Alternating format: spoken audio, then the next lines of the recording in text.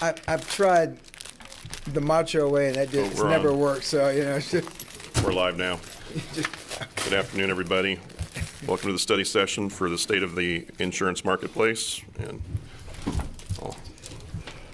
Go ahead and get started. Thank you. Good afternoon, Mayor and Commissioners. I'm Nancy Schessler, the city's risk manager, and I'm not going to talk very much because I want to get directly to our experts. We're here today to talk about the property and casualty insurance renewal, and we're doing that because, as you are probably aware, our policies get ready to expire at the end of June of this year. So we are delving into the insurance renewal. We just got the numbers from Travelers, what their expectations are going to be for our renewal. We got those just at the end of last week.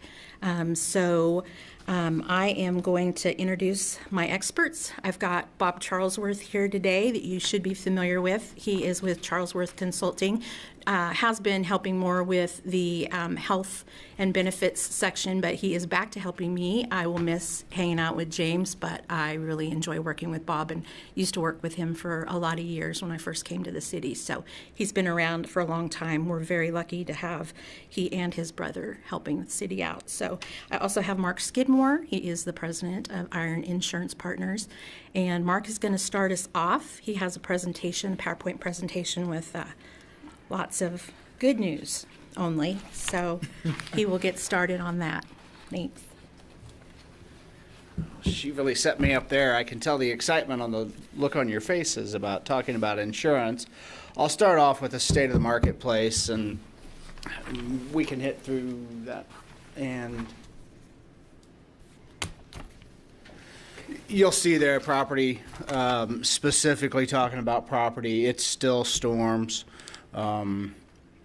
The inflation is still hitting us. The last line on this page, there were 27 weather-related events in 2024 that exceeded $1 billion. The average from 1980 to 2024 was 9, and the most recent 5-year average was 23. But with inflation still playing a part in the cost of the building materials, the number of billion-dollar events that we have across the country keeps increasing. The California wildfires in January were estimated around $50 billion. So that was going to be a third of the catastrophic estimate for the year just in January.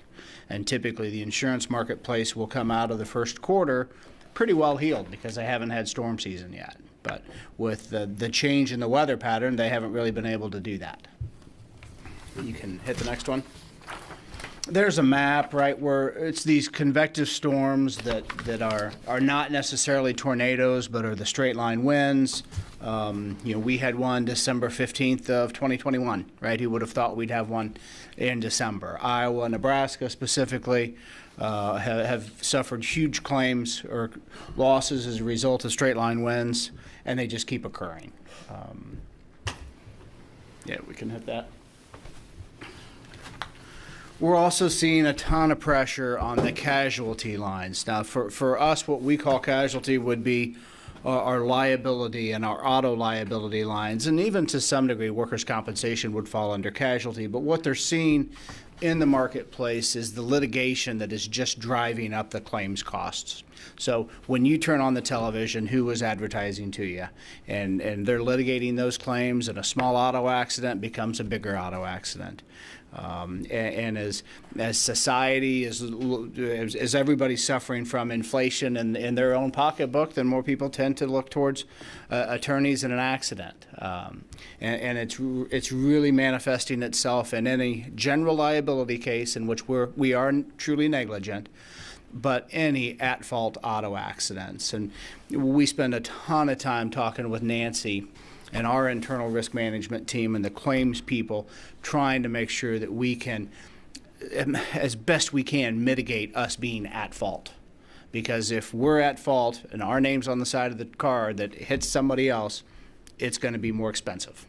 It's just the way it is. But casualty, sexual abuse claims have still been difficult in the industry. Fortunately, that's not a huge concern for us, but legal costs and nuclear verdicts are really driving the casualty side of this. Go ahead. there's our numbers broken out, kind of a 5-year snapshot, historical premium on top. Yes, it makes me sick that I can look at that and know our premiums doubled in a 5-year period, but we look at our losses and our loss ratio all the time. We've got a 5-year loss ratio of 96%. So for every dollar that we paid into Travelers, they paid out 96 cents in claim costs. So they're looking at that, and those claims are a touch skewed, but not a ton skewed. But Travelers takes one look at our account and goes, "You're not profitable." We shortened that to a 3-year period. We're running 116%. I had our office the other day run a 20-year claims history, and we were at 70%, which is marginal profitability for a company like Travelers. They'll take the 20 years, but 70% is not making them a ton of profit. So there is increased pressure on the numbers that they're telling us to raise the price. You can go ahead. So the big issues we've got facing our renewal. We have some levees that have failed some drainage issues. Now, I'm not the expert when it comes to our 26 miles of levee systems, nor what the drainage reports are. But if we can't get those drainage issues fixed before renewal, we will exclude coverage for the levee system. Now, Travelers has told us that as soon as we're able to get these levees recertified, they'd give us the coverage back. I can remember some years ago, Travelers was the only marketplace that would actually give us levee coverage. Levee coverage. And that was one of the reasons why we stayed with them years ago. So Nancy's got the information on that, and we'll work with the departments to get that fixed. We are going to see increased deductibles for our auto physical damage coverage. Our claims have not been limited to property coverage with the storms. In 2023, we had almost $900,000 worth of auto claims in a year. We have claims from the most recent storm that we're still trying to get our arms around, but we know there's a number there that will be paid out in our 2025 year for auto physical damage. So they're going to push our auto physical damage up in a number of areas. Some will go from 5,000 to 10, some will go up to 25, and they're all also going to push a large catastrophic deductible that we have today, where we kind of cap our deductible at $75,000 for our fleet. That will be going up to $750,000. Overall, Travelers is expecting a 25% price increase for us, along with these deductible changes. They are going to push a little value increase for us, just to try to stay in front of inflation, but much more digestible than it had been a few years ago.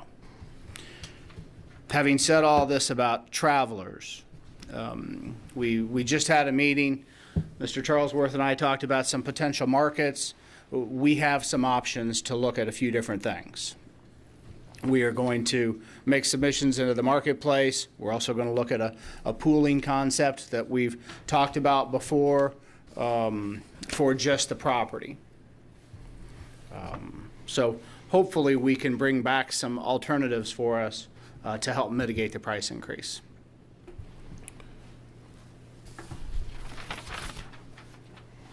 Can I answer any questions thus far? You said the catastrophic deductible was going from $75,000 to what? $750,000. I thought I misheard. I hoped you misheard.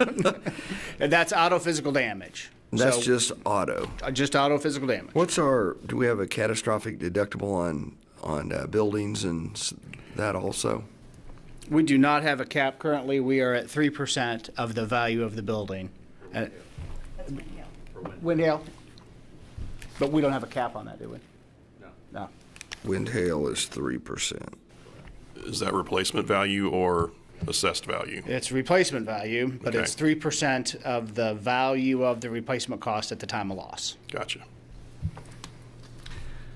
what does the levy, I have trouble saying it just like you did, levy coverage actually cover? I mean, what is that coverage? So it's on our general liability policy, which covers us if we are negligent, and we would be held legally liable for not taking care of the levy system, and If it failed or Yes. something that we could then be brought into, Yes. I guess, lawsuit because of the fact that we did not have our levies up to specification. Yes. That could be a big number. Would be a big number. Okay. Is there any way to assess if internal efforts to reduce claims damage to vehicles is working? I feel, and I can't remember the last time we looked at our numbers, most of our claims are storm related, and there's just not a ton we can do about it, right? And that's what our team constantly looks at is where are we at fault, right? And we're poking on all of those, going, okay, how do we avoid that? And unfortunately, try as we might, we can't always get everybody to make good decisions all the time. Well, and I'm guessing majority, I don't know what percentage of it, of our vehicles sit outside 24/7. I was going to ask, would simply parking them in a garage make it? I mean, some of them are going to be out in the street during a storm, just because of what they do. It would sure help in some of the storms, right? When it hails during the day, no, but our most recent hailstorm, as I recall, was kind of a night. But I've often marveled at the car dealerships, right? The one over in Junction City put all those canopies up, but boy, not a lot of other ones have followed, right? Just because the expense is so expensive to try to mitigate that. They surely get a reduction in their insurance due to that, don't they? Well, they're probably not going to get a reduction until you think about the fact that insurance is a user tax. So we are getting taxed on our usage right now. So you probably wouldn't get a reduction straight away by having the canopies, but you wouldn't have the claims ongoing, which when the insurance marketplace is looking to give you a user tax, you wouldn't have used it. So was our big claim from that hailstorm last year? Had like 90 vehicles? Yep. Let me pop up for a second. The last two storms that we had, the last two hailstorms that we had that hit so many autos, they were all, interestingly enough, in a more concentrated area of the downtown area, so that like the vehicles that park outside city county building, outside the police department, that were downtown like at general services and those areas, we got hit really hard twice in the very similar, situation, in the very similar area. And it also, one of them, not this last one is all autos for the 2025. We just got hit with that tornado that was hovering over us. Thankfully, it moved away, but after that or during that time, at some point, there was some hail, which I didn't even realize until I came to work, the first day of work coming back, that we even had hail, because it was all just down in this area. It wasn't really out south or, in other areas. So it was just vehicles in this vicinity. And so there is something to be said for, garaging our vehicles. That was talked about with the PD. He's like, well, we've talked about that. We'd sure like to get our vehicles garaged, and maybe we should start having that conversation again. And those are good conversations to have. So definitely we need to be talking about that. But unfortunately, it does cost money to either cover them, shield them in some way, or build a garage or whatever it is. But yeah, both of those storms, that one previous last year was 89 vehicles, and so far this one is 39 plus. This most recent one, 39 vehicles. Last year, were they all repairable or? Yes, we repaired all but maybe a couple. There were a couple of, because of their age and the fact that we owned it versus leasing it, because that's the other thing. You have to decide, does it make sense to get them fixed when we're leasing them or not? And generally, we do repair all the leased ones. We did learn it's very difficult to repair the law enforcement vehicles because we use that PDR links, that paintless, dentless repair. method, and it's really hard for them. They really struggled with the police units. They took a lot of extra time to inspect them. They took extra time to do the repairs. They got it done. The company was phenomenal. It and Keno Wallace at the Central Garage kind of ramrodded that whole process of getting them inspected, getting them repaired. We did it all within our facility, our own facilities, so they were able to actually pay us back $500 for every vehicle that they repaired. They gave us $500 for the use and the lease of basically our building, which was really nice. They were great to work with, and we're using them again this time around. And they work great with travelers, so everything is done in such a way that we don't have to go out to bid. It's all through travelers, so they really save us a lot of time and energy and effort by going directly through travelers. But unfortunately, we've got 39 vehicles that I know of for sure, but probably more because the PD is now reporting that they were hit as well. They originally said they weren't, but sometimes I guess hail damage shows up a little later. I don't know. I don't understand that concept, but so yeah. So we've got a bunch, but most of our claims, unfortunately, are weather related. We have our, I mean, we're not faultless here. We do have some claims that we've had over the last few years, but quite frankly, every year when we get together to talk about what we can do to improve our claims, we're always looking at kind of a handful. We always look at, okay, explain to us how we compare to other public entities. How are we doing? We're doing really good. Our claim numbers just on their own really aren't super high, but when you put them together with all of the storm claims, it's not good. So, Do we pay all of our deductibles? Does that just come out of our general fund?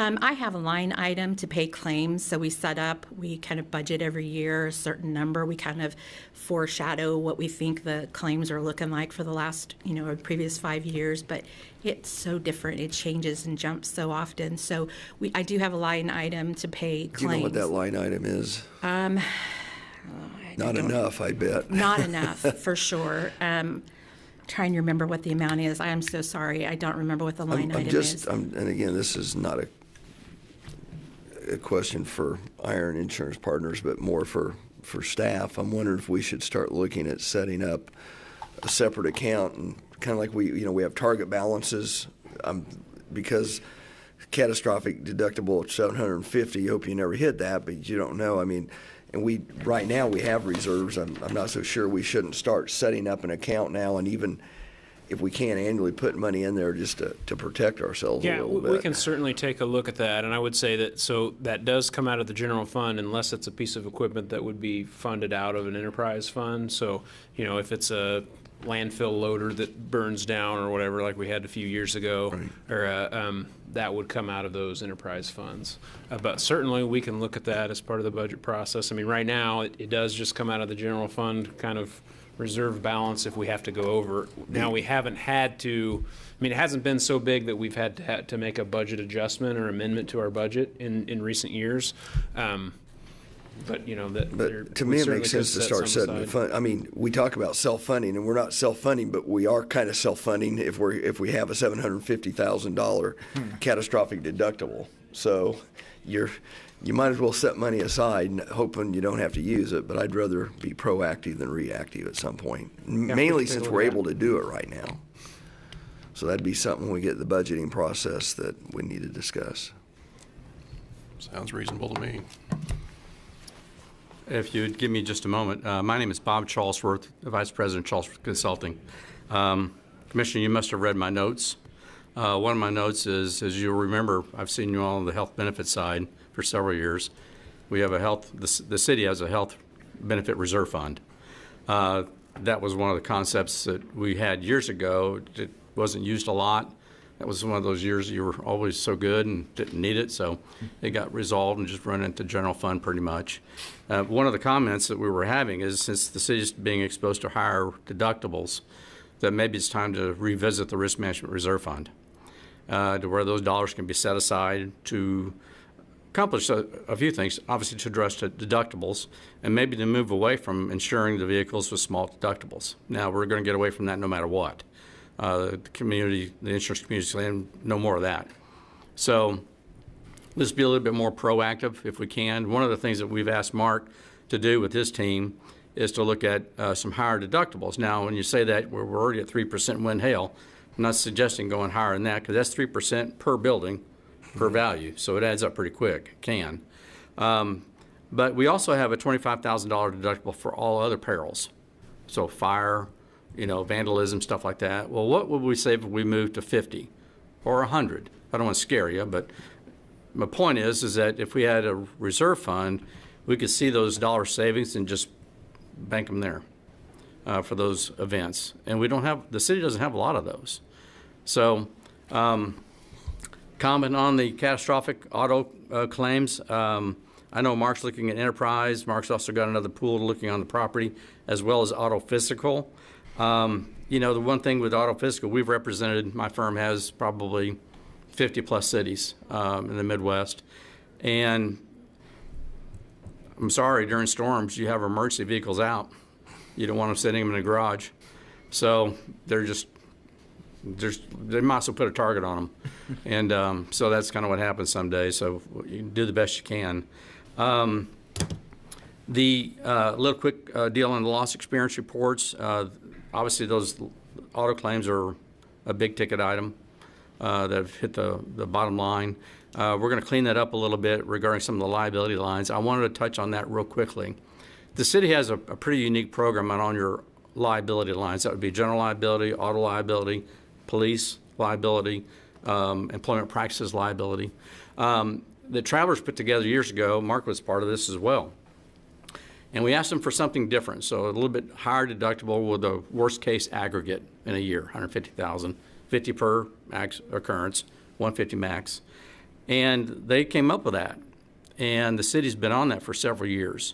And actually, that's not the problem with the city. Your renewal numbers are going to be within trend on the liability pieces. That's an excellent program. And I was kidding Mark. I said, don't touch it. Leave that one alone. Our problem is the auto physical and the property. But the liability is really doing very well. It's been designed for this city, and it works very well for this city. And Travelers has done a great job with it. So I'm really tickled with that program. Really, that's the only key points that I had on top of what Mark has already said. And obviously, they've got some work to do. The renewal is 6/30 of this year. And so, obviously, I think we're set for like June 24th to have those final numbers before you. Hopefully, we have that before that we have a chance to look at those before you have to act on them. With that, I think I'll make my closing comment there. If there's any other questions, I'm happy to address them. I think it was last year, and maybe it's been the last several years, that basically Travelers was the only ball game out there for us, at least overall. Is it still, I can't see other people jumping into it the way the market's going. They have not. And in fact, one of the largest carriers, Employers Mutual Casualty, you're really too big for them, typically.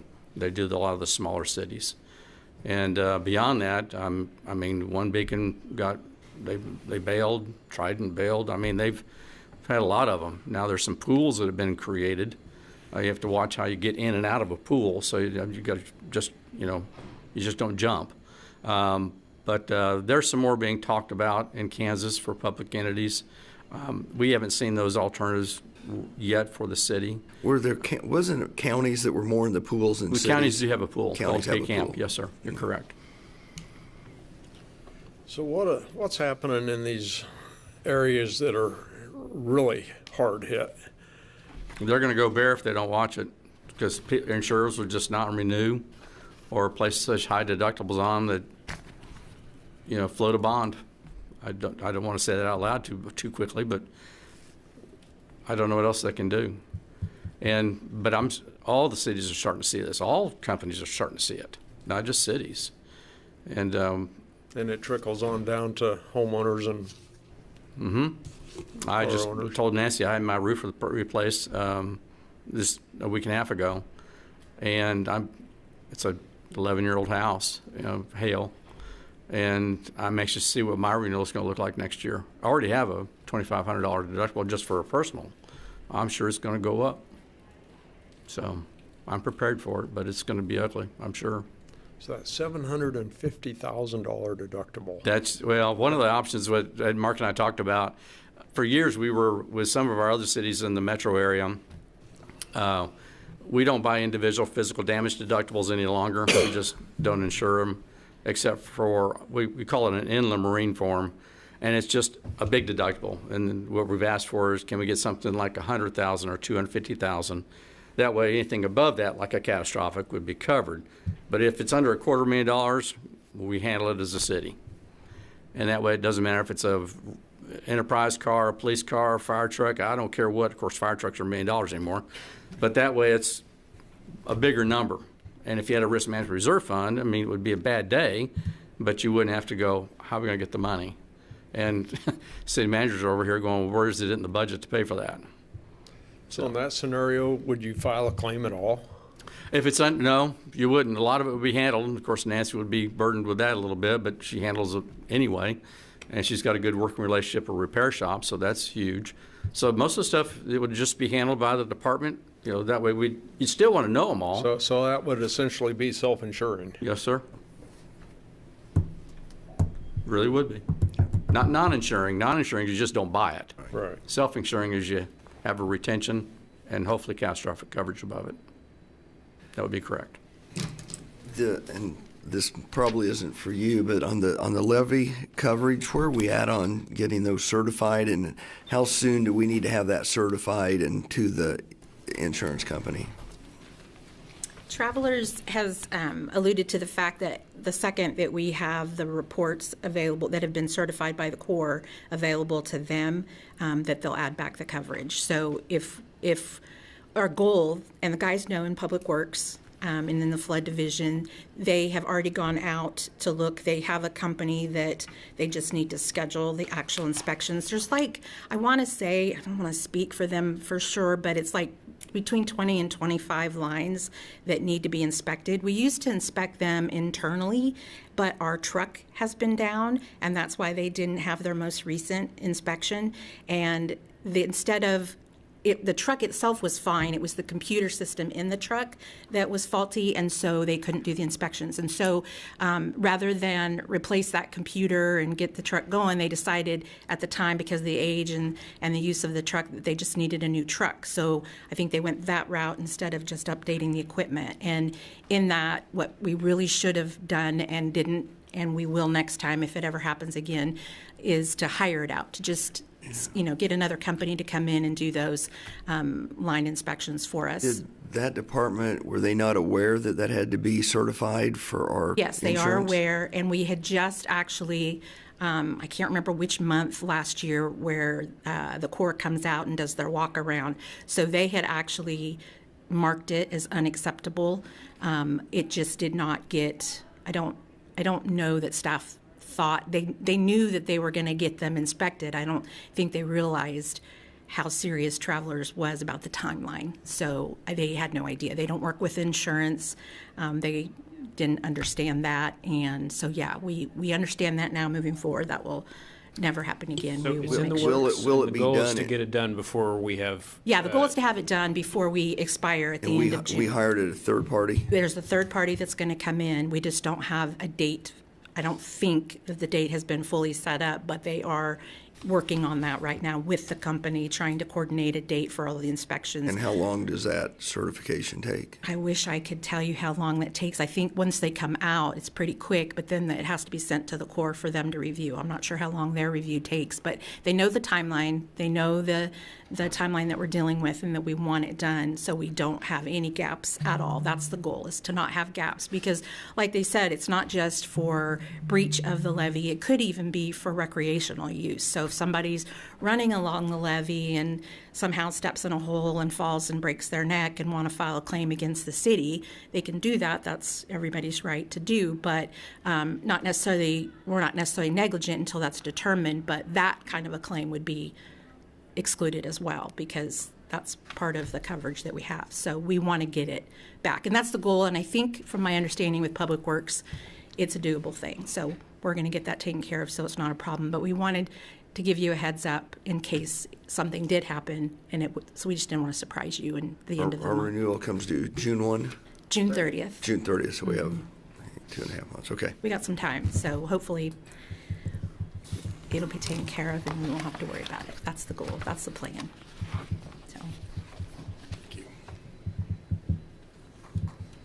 Could Could you keep us updated on where we are on that, Absolutely. please?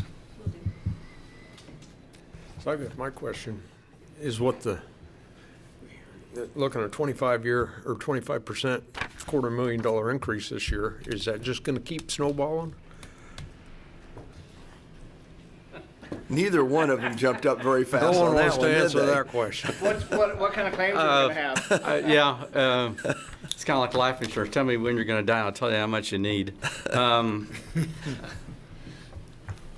My hope is no. Hope it will level out. I think it will continue to increase. What insurers do, and they're doing it now, even I think they're using 4% building value increases automatically to keep track of cost of materials alone.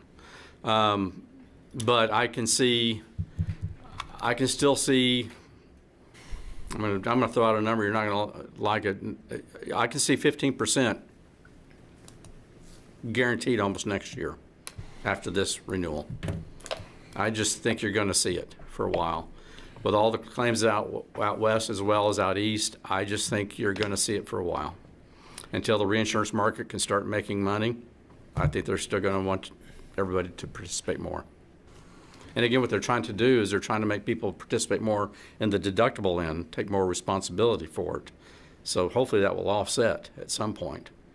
But I guarantee you, this is my 41st year in this business. Insurers are going to get greedy one day and start dropping the prices to get more business back into the door. And I have no idea when that will be. I don't foresee it right now. I really don't. So who's going to pay all these claims, like the $30 billion in California? Well, it matters if they're insured or not. Yeah. It's getting to the point out in California that people aren't buying insurance.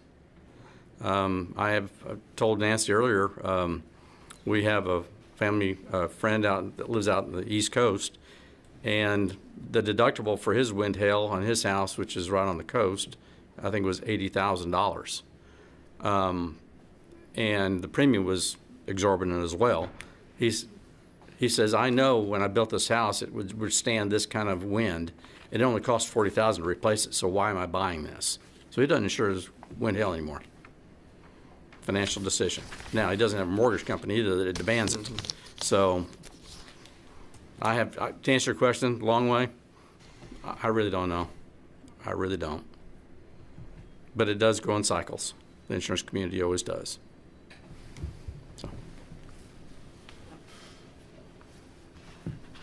Anything else? Questions or?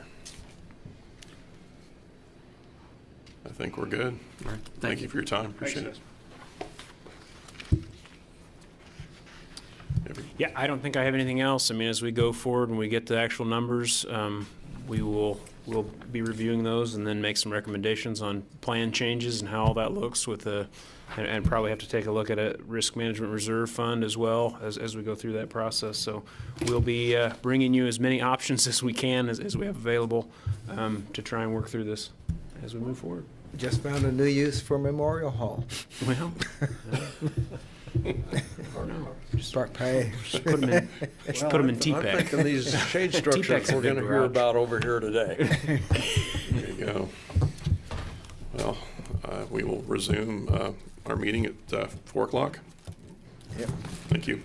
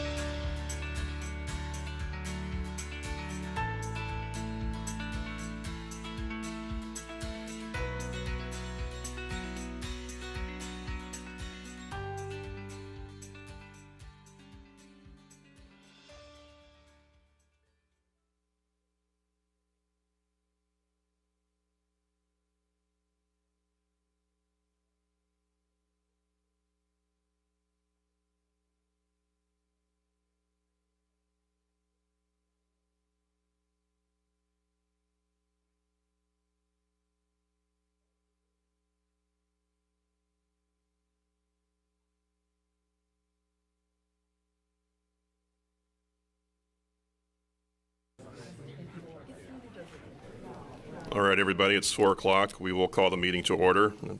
Welcome, everyone, to the Salina City Commission meeting for April 14th, 2025. And I will confirm with staff that the Kansas Open Meeting Act required notice has been properly provided. Yes. Thank you. And on to roll call.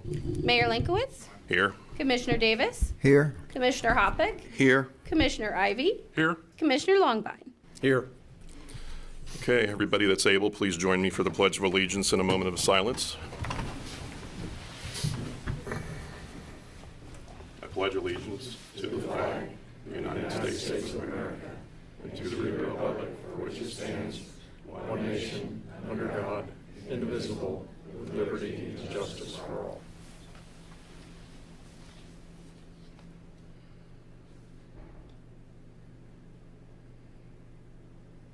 Okay.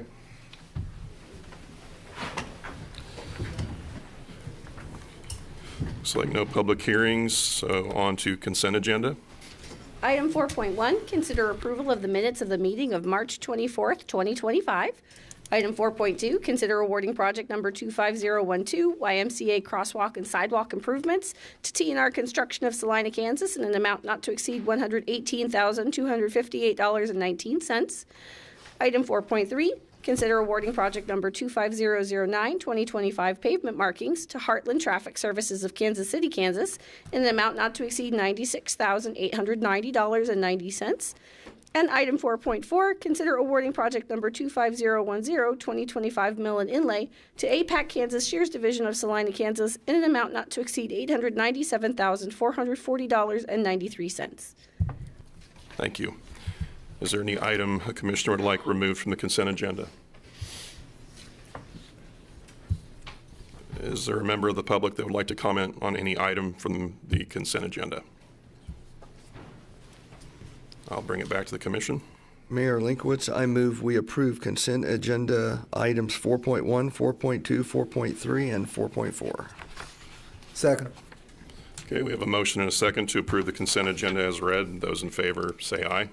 Aye. Passes 5-0. On to administration. Excuse me. Item 5.1, review the design concept for the shade structure project at Santa Fe and Ash Streets and provide direction on funding allocations. Mayor and Commissioners, Jacob Wood, Interim City Manager. As you know, Salina 2020 has been working towards the design of a shade structure that will be located at the parking lot of Ash and Santa Fe. We've had a couple of discussions about this in the past. I think it's been in front of the City Commission at 2 separate study sessions. And we're back here today to kind of talk about the final plans. So a few weeks ago, Salina 2020 provided some plans that would do 2 pre-engineered structures on the site with a couple of shade structures or shade sails that would go in front of the stage, and then a fence that would go around the parking lot as well. And as you can see, I've got some drawings. I'm going to have you just kind of scroll through those a little bit.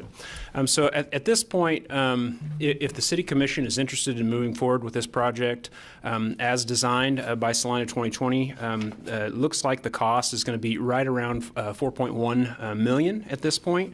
I've identified a couple of areas or places that we could. What was your cost? I'm sorry, what did I say? You said 4.1. I'm sorry, 1.4 million. Better. Let's do that backwards. $1.4 million. Sorry about that. So we've identified a couple of funding sources that could be used in order to pay for this.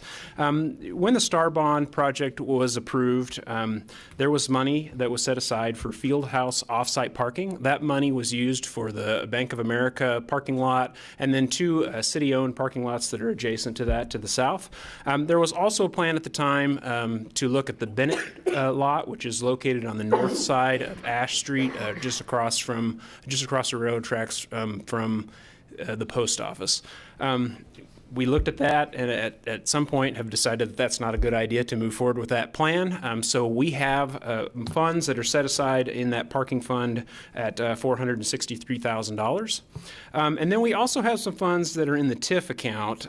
They're in the new business TIF account that could be used towards this project. We have about $2.5 million that have built up in that account. We have $1.7 million that's allocated towards towards projects that are already in the works, and then the remaining funds could be used for a project such as this one. That would take an update to the agreement with a master developer that we could work through if the City Commission wants to move forward with this project. Another project that, if you want to go back just a little bit here, another project that has kind of gotten wrapped up in this conversation is a request that was made by the Temple to do an upgrade to their parking lot. Their parking lot, while it is a private parking lot, there are certainly some public uses that happen in that parking lot with parades, River Festival parking. There's quite a bit of activity that happens that would be considered public use. And so they made a request about a year and a half or 2 years ago to see if the City Commission would be interested in helping to upgrade that parking lot. At the time that they made the request, we weren't sure how much money we had in the off-site parking fund for the downtown, so we kind of tabled that and decided that we would have that discussion as part of the shade structure discussion. So really, what I need to know from the City Commission today so that we can move forward with an agreement with Salina 2020 is, first, are you interested in the shade structure project as has been presented? Are you interested in the Temple parking lot project as been presented? And if you are, then I think I just need to know that so that we can update and then bring an agreement back to the City Commission for approval. And I'd be happy to stand for any questions. There's representatives of Salina Downtown, or Salina 2020. Salina Downtown is also here. Chamber of Commerce. Looks like there's lots of people here that are interested in this topic. And then we also have representatives from the Temple that are in the audience as well. And I'd be happy to answer any questions as we move forward. Any questions for Mr. Wood? Well, I think it's a good plan. Yeah. And utilizing the funding sources that we have. The Temple parking lot, if anyone does visit there, it is in dire need, and I think it is a worthwhile thing to assist with and restore. It is in the Star Bond District, correct? Yes. Yes, it is. Yep. You know, and one other thing about the Temple parking lot, if there's any piece of private property in town that is used as if it's a public space, it's that parking lot. I think everyone here has been to some function, and you've been told, oh, just park in the Temple parking lot. They won't say anything, just park there. And you know, we have parades that start and finish there. It is as close to a public use piece of property as we have. And I think, you know, fixing that lot is kind of low-hanging fruit in this plan here.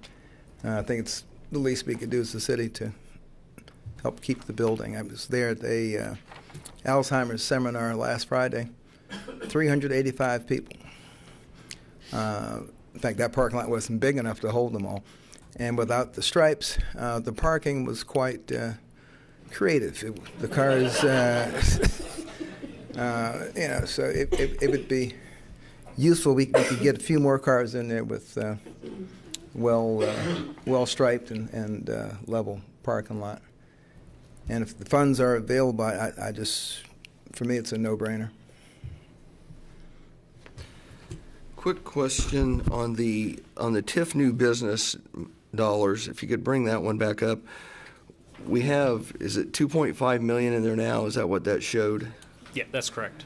And we're generating 1 million annually. Is that correct? Yep, so about how $1 much of million. that 1 million annually that's being generated is being used, or is that 2.7 million going to continue to grow? So it will continue to grow. So that 1.7 is what is allocated to current projects, which you guys have already approved transfer agreements to separate transferees. That money is paid out over time. So we're only making small payments to those transferees out every year. So that fund will continue to grow over time. Do we have any idea? Because I know there's some projects downtown that are still to come. Do we have any idea how many dollars we're going to be allocating to some of those new programs or to some of those new businesses? So I'm not sure about new projects coming down the pike, but we are anticipating that there will be about $10 million in fund balance in excess of what we have allocated today through the life of the TIF. And how long does the TIF run? It runs till 2038. I believe is the correct year. 39? 2039. Debbie says 2039, so I was close. I guess I forgot it ran that long. Yeah, that was my question, is to make sure we had the funds still available to do what we talked about as far as for new business development. Do you know what the cost of the Temple parking lot's estimated to be? Does anybody have a cost on that? Yeah, we've estimated the plan that was put up there. We've estimated at $267,000. And I know when we talked about this a year and a half ago, I was probably the one that said, I'm not completely against it, but I think the Temple ought to have some skin in the game. And I think at that point I talked about a 50-50 share. I could be talked down from that, but I still have, and again, I know it's star bond money, so it's not coming out of our general reserve, but again, that was my thoughts a year and a half ago, or a year when we talked about it, and still would like to see a little bit of. Well, if we would give away Memorial Hall for $1, we can charge them $1. Would they? If they'll take Memorial Hall. They'll take Memorial, or if they take Memorial Hall. And we several years ago put a roof, or helped with the roof on the Temple. And do we remember what that cost was? Yeah, it was $75,000. And was that the total, or was that just a percentage of it? That was the total of the project was $200,000. Okay. You want to come up so people can hear? So. I'm Mary Landis. I'm the executive director of the Temple, and that we really appreciated the help with that project. That was our first capital campaign, and that was a portion of it, and we raised the rest of the funds for that. We're in a capital campaign now for $1 million, and we're short about $230,000, and so asking us to raise an additional however much this might be would be a hardship at this point. We're working to take a building that was essentially going to be abandoned, and through the last 8 years of our own blood, sweat, and tears and fundraising, have turned this into something that is a city asset. And this parking lot is used by everyone, by the churches, the local businesses, and we've been very generous at not trying to close it off and say, no, this is private. So, what's your current capital campaign? What are those dollars going towards? They're going towards the elevator. It's for accessibility for the building. So we're retrofitting 2 elevators. We're putting air conditioning in the climate control in the theater on the 3rd floor, and we're adding ADA bathrooms so that it's more accessible and meets code for the public. Okay, Yeah. Thank you. Thank you. So back to the parking lot, will this be a total mill and inlay? Yes.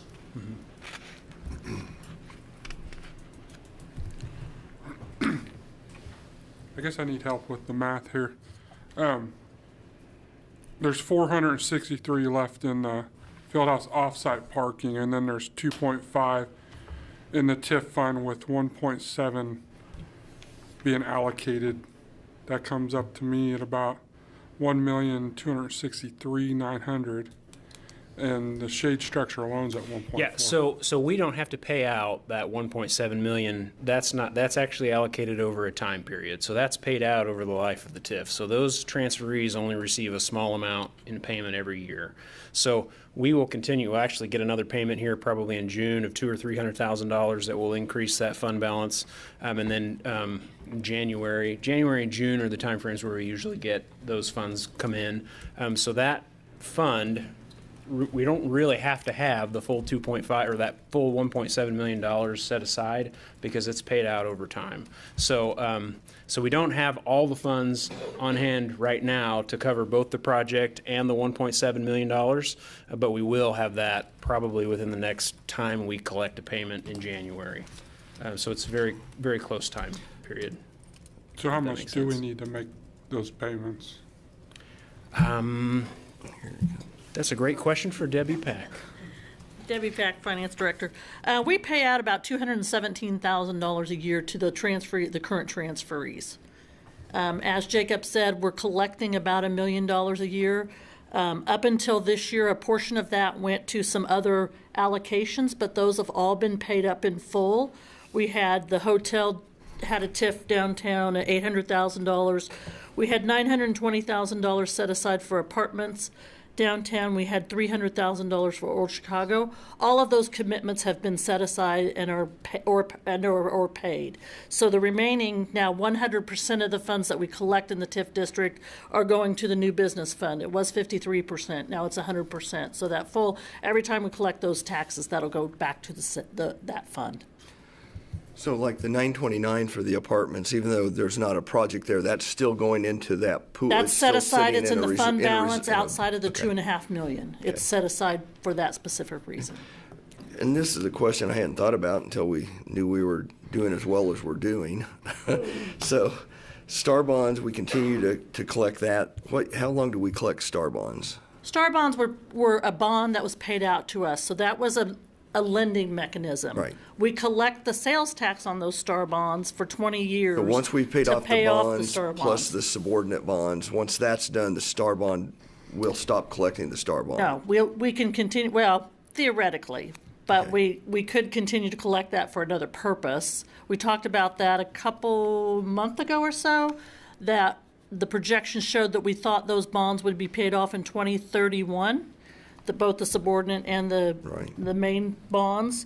So there'll be some additional collection in that star bond district as well. So this is a good problem, I guess, to have, but if we continue to collect the TIF dollars like we talk about through 2039, once we get to 2039 and we have this bucket of money, what can that be used for? It depends on I think the TIF district itself, the plan was for the star bond district or for the TIF district, so it has been be spent within the TIF's district. And I think there's some specifications on what cost those can be, but it's in the plan. It would have to follow the plan that we had set up originally, or we'd have to change it. Because the way it sounds, we're going to have dollars available. And we do have the ability to change the plan. So, and actually what we're talking about right now is changing the plan. So we are going to have an agreement with Salina 2020, with a master developer, that says we're taking the funds out of the new business tax fund balance to pay for a project.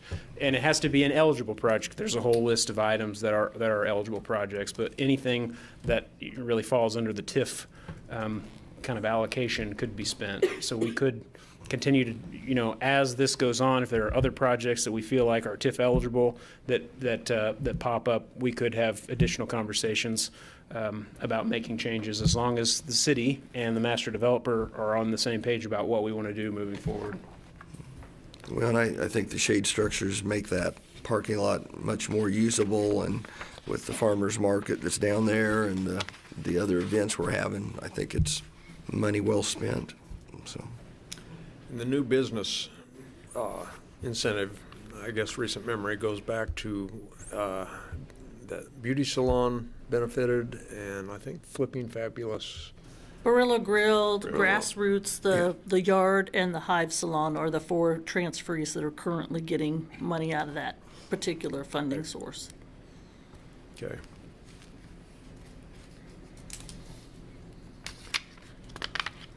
More questions? Or Well, I got questions about this actual shade structure.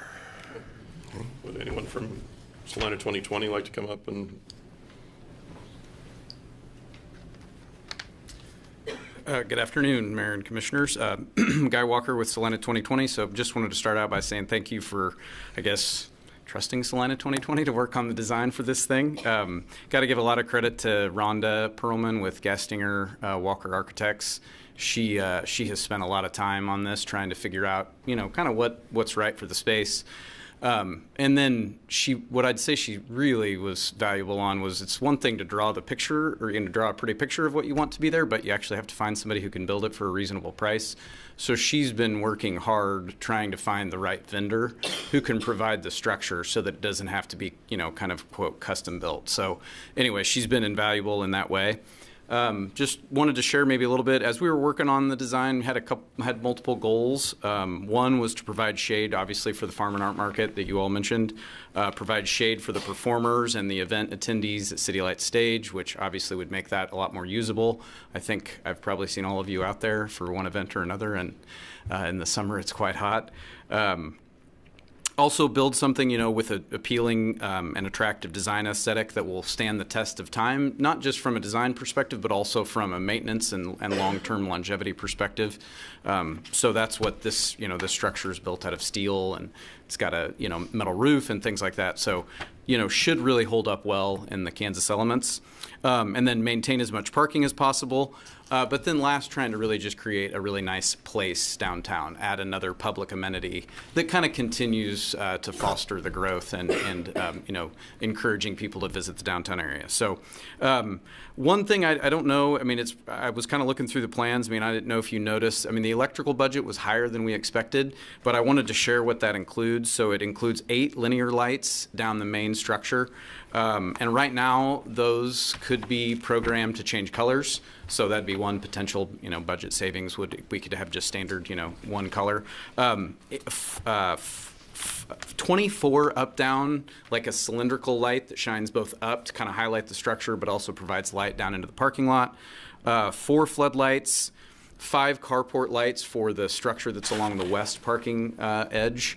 And then 4 large ceiling fans that run down the middle of the main structure. So that's the electrical number. Like I said, it was pretty big, so just wanted you to know what it included. And then I think last would just, to say, obviously, as the conversation that preceded me, it's really exciting to be talking about how well it's doing, how well the project is doing, being able to fund these sorts of things with revenue that's generated by the project itself, and not having to think about, the city using its general funds or things like that. So I think as you're pointing out, there's going to be there's definitely future opportunities when you think about the amount of money that is going to be collected via the TIF. So we're really we don't have anything I think one thing that has the potential is that I'm sure we'll be back in front of you talking about is the old bank on the corner of Iron and Santa Fe.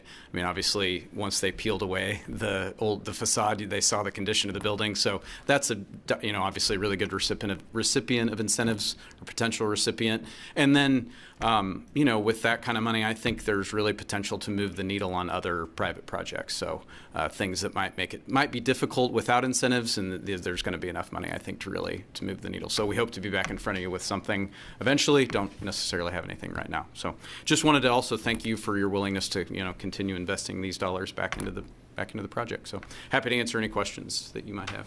I think part of your electrical expense was something we probably asked for. I know we asked for lighting, and I don't know if that was in originally your budget. So it was not, that was one of the things we asked for. So you can thank us for that, I guess. Well, thank you for adding to the cost, sure. And the sales. Sales was. I think you asked about the sales to help protect the performers on the stage, which is great. So yeah.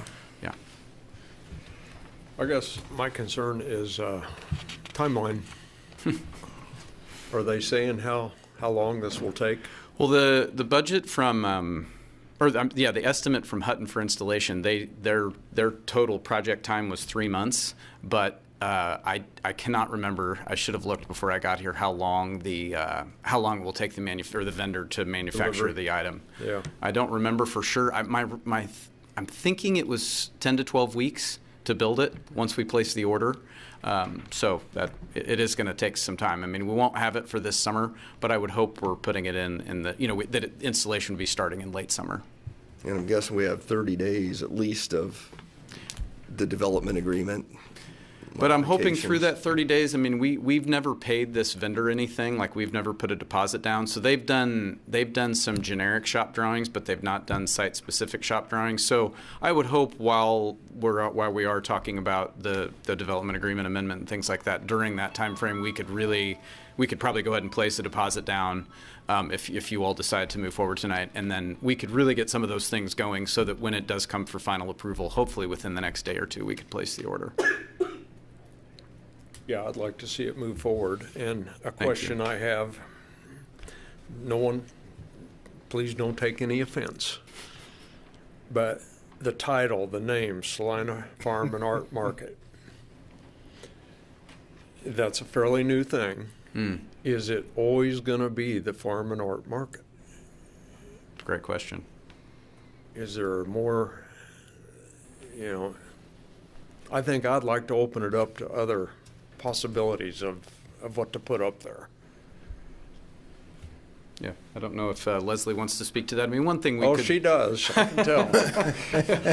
One thing I would say is we could try to do something that is, even if you all did decide Salina Farm and Art Market is the right one, that arch that you see and the piece on the end, all of it's very conceptual right now, so that will have to be, I guess, quote, designed. So we could try to do something that would, could easily be changed. That's something we do, like on buildings downtown. We try to build a really cool sign, but that the message can change if it needs to. So there's maybe a way to do that now and call it Salina Farm and Art Market, and then if that does change, make it not a huge, huge thing to change it. I think it deserves a little, more thought and public input, maybe like when we named the stage, City Light Stage, that a lot of thought went into that. Sure. So. Any other questions I can answer? Just name aside, I mean, I'm sure that's something we can hash out later, but it's definitely a worthwhile endeavor, in my opinion, and just one more piece to a very nice puzzle. Thank you very much. It'd be good to see. I guess I did have another question. Is once it's completed, will it become city property? I believe that's the way. Jacob could address that better than I could, but I believe that's the way the agreement's worded now. Probably Parks and Rec would maintain it, or... Yeah, I hadn't thought about it, but that reminded me of something. Is this something that would be, hate to use the word locked up at night, I mean, it would conceivably be an obvious resting place for somebody looking for a place to camp out. Those four big fans will probably be pretty nice. In August, right. Yeah, I'm not sure there's a way to, we could look at that. I don't have a great answer for you. I'm not sure that there would be a way to lock it up, all the time. And even if we did, the fence isn't going to be very tall, so it's probably not something we can, really keep people out of even if we wanted to. But we'll look at that as it comes online and we start to operate it. It might be me. I might be tired at 11:30 at night. Just want to go sit for a little while. Thank you very much. Thanks. Any member of the public like to comment on this item?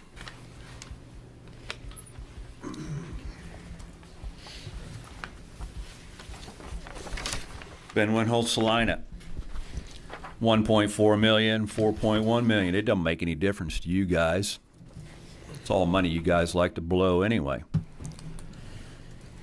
Do the Temple parking lot. That is important. As far as the $1.4 million for the structures, when you first started the looking into this and having the study sessions, it was all about shading the downtown stage down there. Let's go back in history and see how we got here with that, because of the fact that Parks and Recs actually had the concerts in the park at Eric Stein Stage years ago. All of a sudden it was taken away and put in the Arts and Humanities budget for them to do arts and shows and stuff for downtown. Okay, so you had a stage that probably outlived its space, so you decide to move that stage to an asphalt parking lot with no shade. That ain't very smart. And then expect people to come during the middle of the summer and sit there. All of a sudden now you need shades. So most of this 1.4 million, even though you brought up the farmers market, that wasn't in the study session to begin with when this happened. It was all about the arts, all about keeping people comfortable. So if you want to put it in that perspective as far as the arts, I think I speak for most of the citizens in Salina right now when I say that we got a bad taste in our mouth when it comes to the arts right now, with a ongoing lawsuit that we have going on. That is for an art piece of work, not a sign. And now you want to stick more money. you guys, it just seems like whenever you have money in your pocket, it just burns a hole and you just got to blow it. I don't think that people really want the downtown shade if it involves the arts. Not at this time.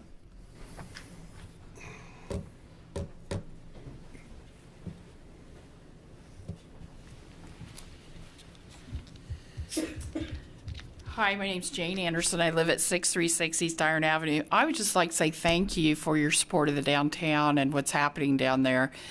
And a shade structure for a stage that was moved to have a new life, and then you add some shade to help it be a wonderful corner for bringing a lot of people downtown that then can actually go and spend money in the downtown. Makes sense financially for your community to create places of engagement to allow them to then go and visit the other places, restaurants, etc. It really makes sense, more sense than Oakdale Park at this point, even though that's a beautiful park.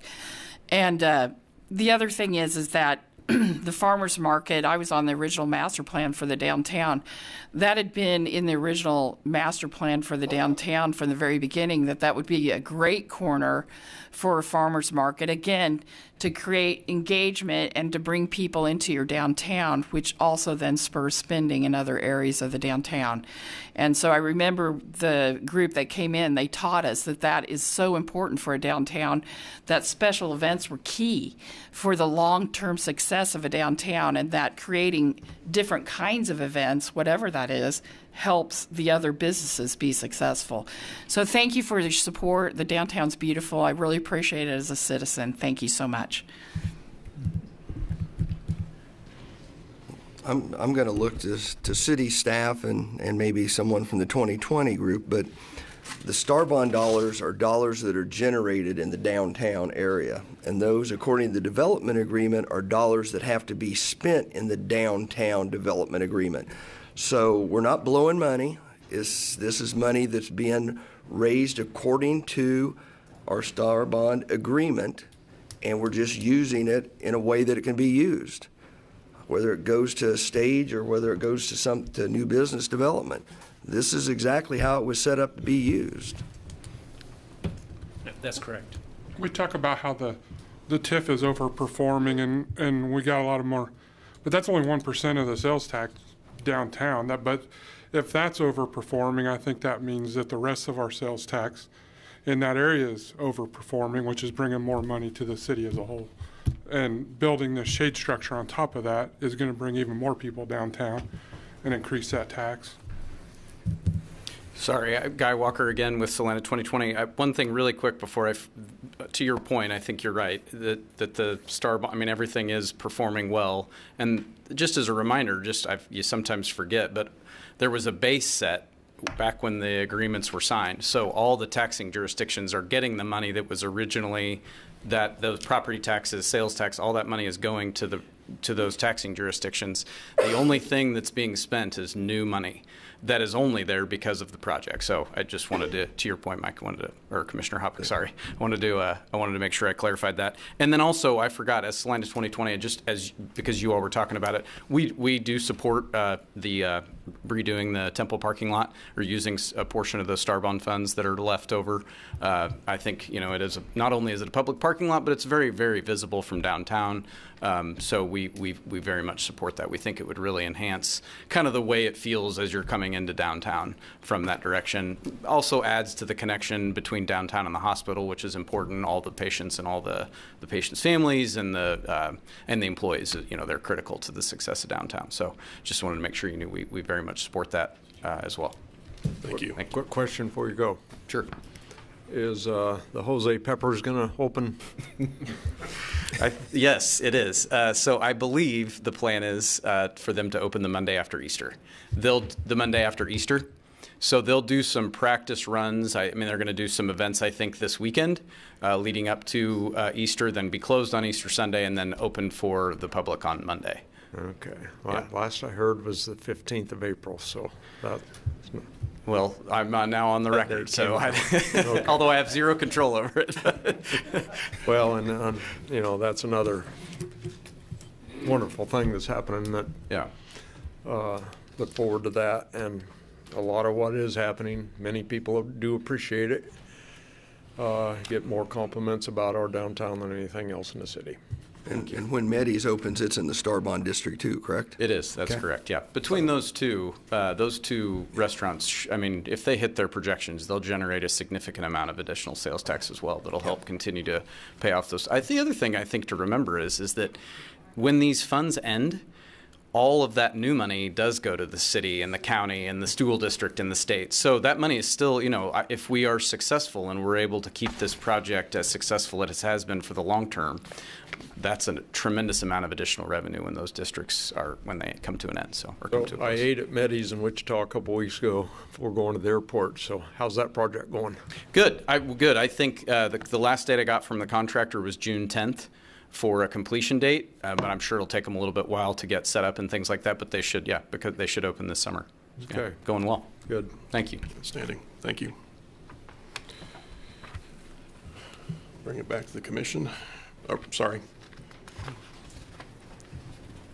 Hello, I'm Robin Cates. I live at 111.5 North Santa Fe. I spend some quality time in the building down below, too, generating part of this TIF tax. I would like to say that I think this is an amazing project for the TIF funding and the Star Bonds as well. We are always looking for ways for more people to be downtown and on our sidewalks, walking into our businesses and generating those funds. The farm and art market, as well as the activities that happen at City Light Stage, affect directly my business. Every single time there's something that's happening at the end of my block, On the Pot sees a bump. You supporting that helps me. Thank you very much. Thank you.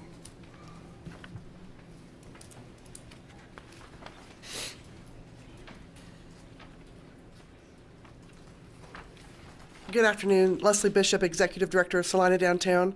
On behalf of the Farm and Art Market downtown, I would just like to say that last year was the first year of the market. We opened with 10 vendors and we closed with 30 vendors. It generated approximately $166,000 in sales. We served over 500 children, actually over 600 children in the kids zone where they got to learn and do art projects. We had community organizations, not-for-profits, come and set up to explain and share what their organizations do. The last day of the market, our church gave away over 1,000 coats to people in need. On the worst day of the market, we probably had just about 500 people come through the market, but we averaged anywhere from 500 to 800 people on a Saturday to the Farm and Art Market downtown. It's a perfect location for this purpose. The shade structure will only add to that aesthetic. It will add to, we're going to have live entertainment every Saturday morning with the exception of one Saturday a month. With the shade structure, we will also be able to enhance our concerts that we have on First Fridays or special occasions. Our numbers weren't anywhere near what they could have been with the shade structure. We had people who would bring their chairs and it would sink into the asphalt because it was so hot. This shade structure will add not only kind of an anchor to that very busy intersection, but it will allow our office, Salina Downtown Incorporated, who runs and maintains the Farm and Art Market, sustain itself and grow. We have 30 vendors already to set up to go in May 21st or May 24th. And our First Friday concerts right now will be at Campbell Plaza this season due to the heat.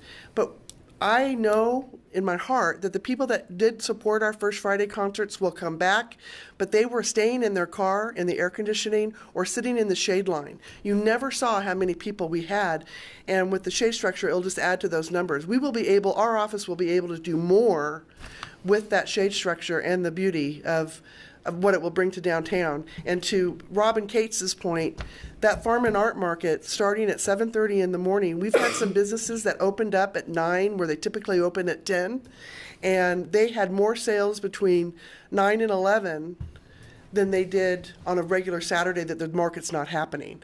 So it's generating foot traffic, as Robin was saying.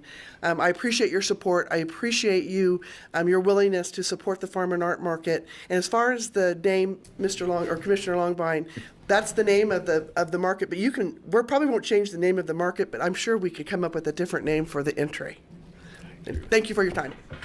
Thank you.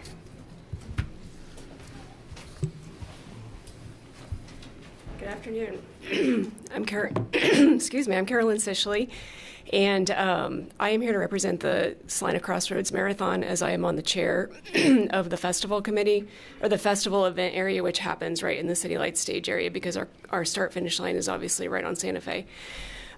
So obviously from a running event perspective, like, our date is set, we cannot control the weather. I don't know if any of you all were familiar with the 2024 event, but it rained the entire day. So we had a beautiful festival event area set up with many vendors and local food and music and lots of cool things for over 5,000 runners from out of town and even out of the country to enjoy, but literally people just couldn't stay around. So this structure will be wonderful, obviously, for shade, but even thinking about it for inclement weather, like for us, that would be amazing. So that is something that, another little perspective that will be a huge critical advantage for this structure.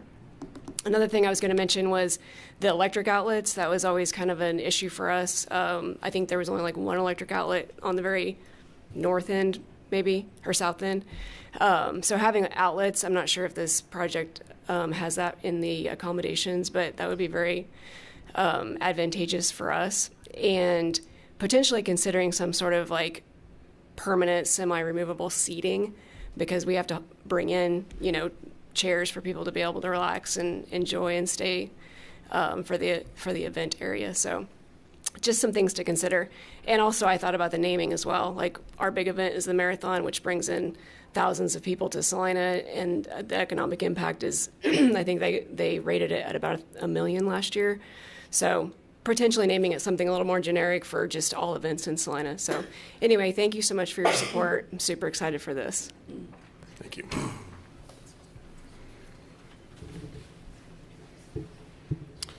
And I will bring it back to the commission.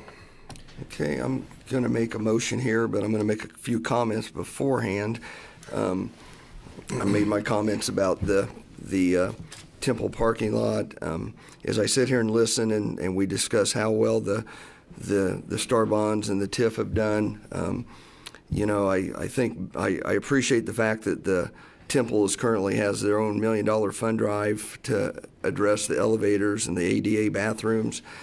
I guess this takes me back to many, many years ago when there was a group that worked with the city and took a risk or a chance or a flyer on something called the Stiefel Theater, and that seemed to have worked out pretty well. So even though I don't see this perhaps becoming a Stiefel Theater, we have a chance to help. We did help with the roof, and maybe this will just be a little bit of a catalyst to help that end of Santa Fe. So with that being said, Mayor Longbine, I move that we approve the repair upgrade of the Temple parking lot using funds from the Fieldhouse off-site parking account, and approve the shade structure project using remaining Fieldhouse off-site parking account funds, and fund the rest of the project from the downtown TIF, and direct staff to draft an agreements accordingly. I'm going to second that, but I want to correct Commissioner Hoppick. I'm not the mayor. Did I say you? Did I say? Yeah. Yeah, it's not a big deal. Sorry. I don't get hung up on extra stuff. We've got work to do. I'm not going to. The two L's. I'm split sorry. hairs over stuff like that. Mayor L. Mayor L. L, right. Okay, we have a motion and a second. And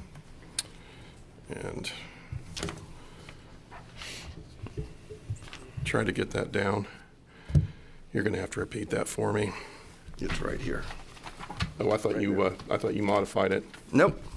Okay, so I just had a few comments prior. All right. So. We have a motion and a second for approval of repair upgrade of the Temple parking lot using funds from the Fieldhouse off-site parking account, and approve the shade structure project using remaining Fieldhouse off-site parking account funds, and fund the rest of the project from the downtown TIF, and direct staff to draft agreements accordingly. Those in favor say aye. Aye. Aye. Passes 5-0. And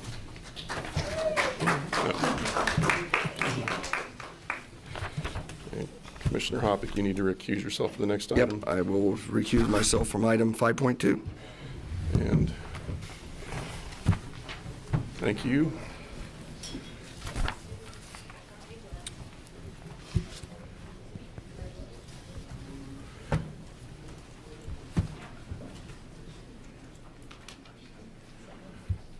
And I think we're ready for 5.2.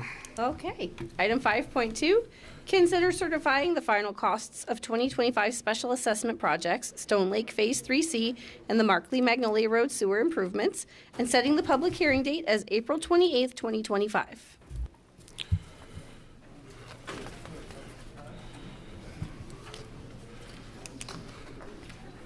Mayor, Commissioners, I'm Jim Kowach, Deputy Director of Public Works and also the City Engineer. I'm presenting this item to you, but really it's been a collaboration.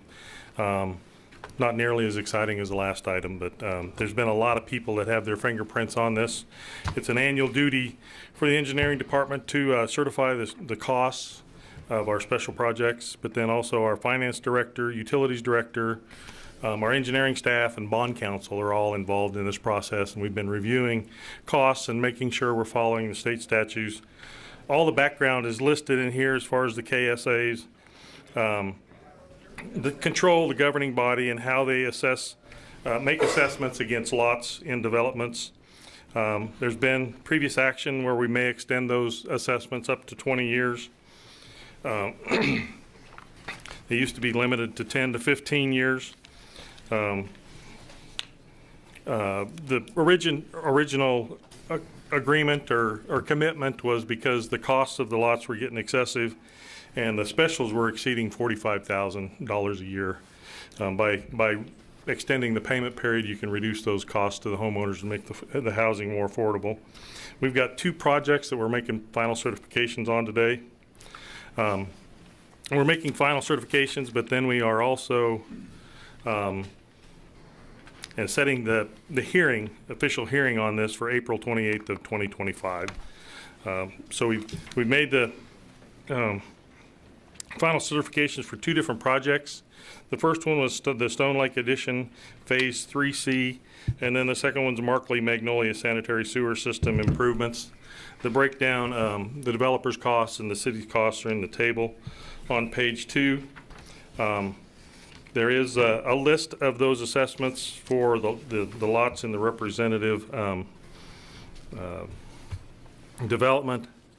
The public hearing is intended to receive input from interested parties and particular property owners within the benefit district, but it's not to protest the ability to bond it or make assessments, but it's just that the assessments have been properly calculated.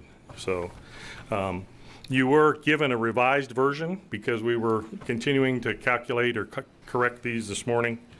We found out that on the sanitary sewer project that a portion of the project was paid for with the loan through KDHE, and the cost of processing that loan was included in that, and we had originally included in the costs of our bond calculations here, and it's not necessary because it's already been done. So we reduced it by a little over $26,000, and you should have received a revised blue sheet and table prior to this meeting. The calendar for the events is listed with us announcing the project final costs and setting a hearing date, hopefully today. And the rest of the calendar is listed there. The fiscal note, it goes into detail the process for bond sales, the finance costs, the financial guarantees that developers are required to put in place, and then also the process for making, if in fact there are delinquent payments, are all included in there. This is the same that we've done every year annually. Nothing has changed.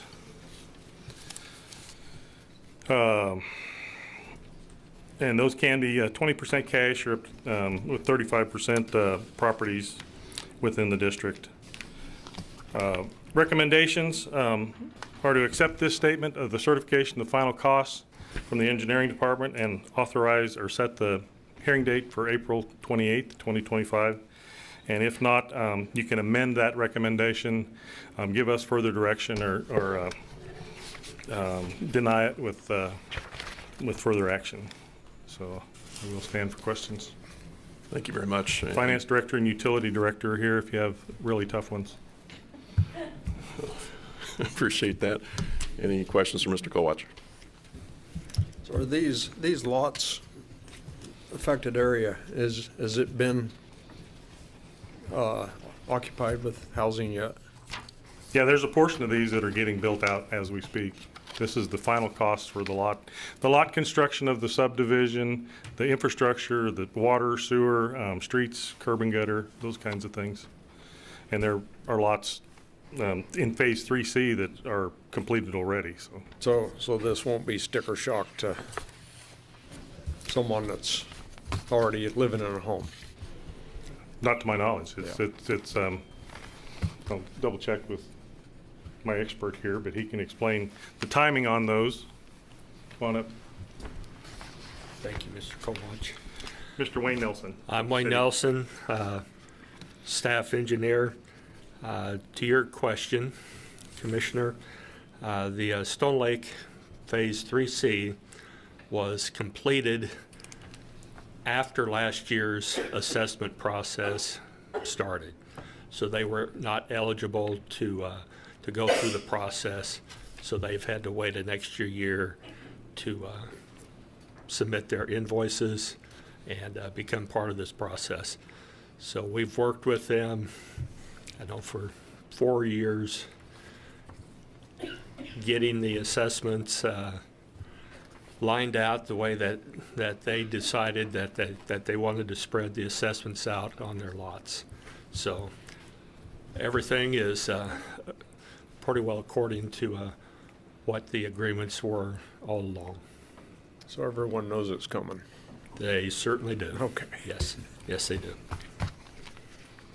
Thank you. Thank you, Wayne. Any other questions? Any member of the public like to comment on this item? And I'll bring it back to the commission. Mayor, I move that we accept the statement of final cost and set April 28th, 2025 as the special assessment hearing date to consider authorization of special assessment financing and authorize the term of the installment payment period. Second. All right, we have a motion and a second to accept the statement of final cost and set April 28th, 2025 as the special assessment hearing date to consider authorization of special assessment financing and authorize the term of the installment payment period. Those in favor say aye. Aye. Aye. Passes 4-0. And Mayor, Commissioners, thank you. Thank you very much, sir. And we can bring Commissioner Hoppick back in. And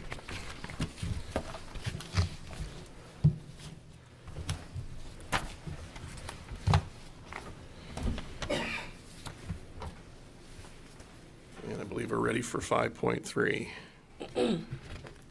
Item 5.3, provide an update and conduct a discussion on options for the Jerry Ivey Memorial Park splash pad. Thank you, Mayor Linkwitz and City Commissioners. Jeff Hammond, Director of Parks and Recreation. When we last discussed the bid for the splash pad project in January of this year, you may recall that we received only one bid for the project. There were concerns brought forward from the governing body regarding the original bid cost being significantly higher than expected or budgeted. Additionally, there were concerns from the governing body about certain aspects being removed from the scope in an effort to reduce cost. Ultimately, the governing body rejected the sole bid for the project. As been reported previously, the former splash pad at Jerry Ivey Memorial Park had significant underground plumbing damage and would need to be replaced. The former splash pad has been demolished at this time.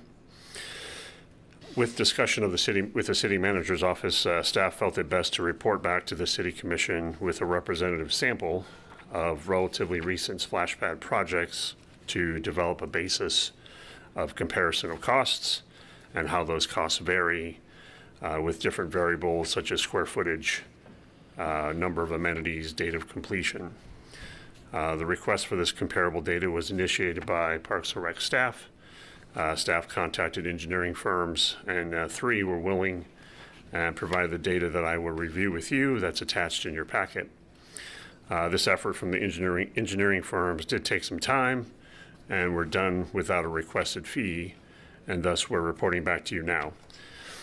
The 3 engineering firms all have splash pad projects under their belt. The 3 firms are Landmark Aquatics out of St. Louis, Missouri, and they have an office in Kansas City, Missouri. Water's Edge Aquatic Design, a design and engineering firm in Kansas City, Kansas, and George Butler Associates in Lenexa, Kansas. As the collected information is reviewed, a few things to keep in mind. Year of completion, older projects will be less expensive. More recent projects, due to inflation, will be higher for commercial construction of splash pads. Utilities are typically needed for these projects: sewer, electric, water. Some of the splash pad projects have standard features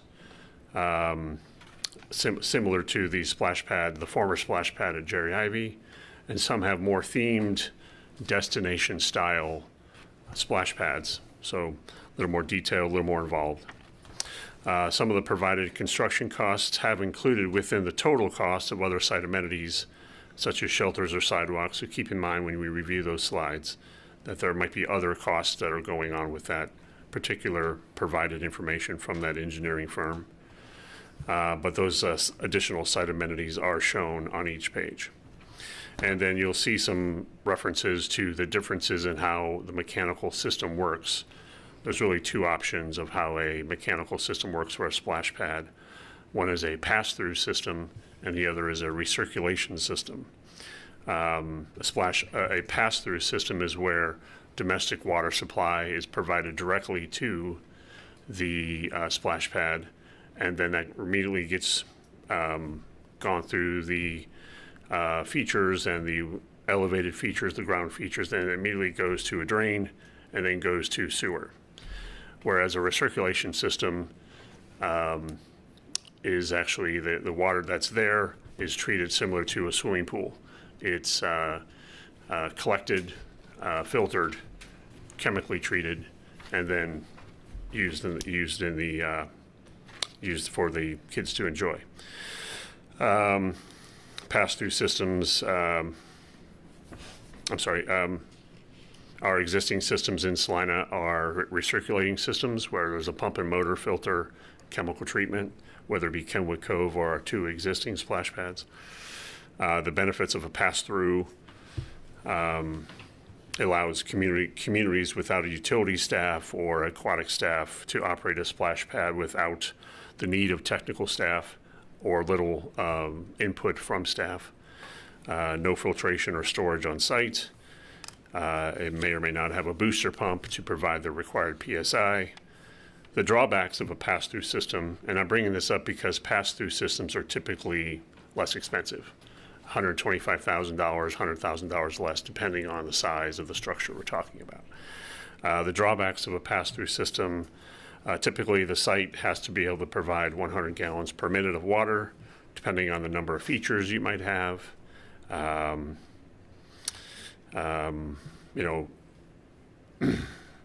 It requires water consumption from your water supply, considerable amount. It could be up to 50,000 gallons of treated water a day from your water plant. And just my experience with pass-through systems is that it is, they're very cold. Water's underground, it comes in at 65, 68 degrees. It's not very pleasant for children to use unless it's like 110 out. So that's my personal preference. But my preference, we recommend a recirculation system. We have staff expertise, whether it be through the utilities department staff or our aquatic staff, who have the ability to maintain the water treatment, filtration, similar to what we do at the splash pads now or the Kenwood Cove. So let me go through the comparables with you. The first set that is in your packet is from Landmark Aquatics. That's what they were willing to provide or able to provide, the 3 pages, relatively small splash pad, 667. They did not list it on here. This information that was provided to me through an email. Relatively small splash pad, 667 square feet in size. Just to remember, our splash pad, our former splash pad at Jerry Ivey was 2,500 square feet. So this would be much smaller than that at a cost of $505,000 for the for option 1. And they provided 3 options for a client that they had as an example projects. These were not construction costs. These are the costs I'm giving you for this project were from engineers' estimates that they gave to a client. So this first option 1 was $505,000 at 667,000 square feet. I'm sorry, 667 square feet, which seems like rather expensive because it's about $758 per square foot. I believe this project, from what they told me, was that they had to bring new utilities in to the site.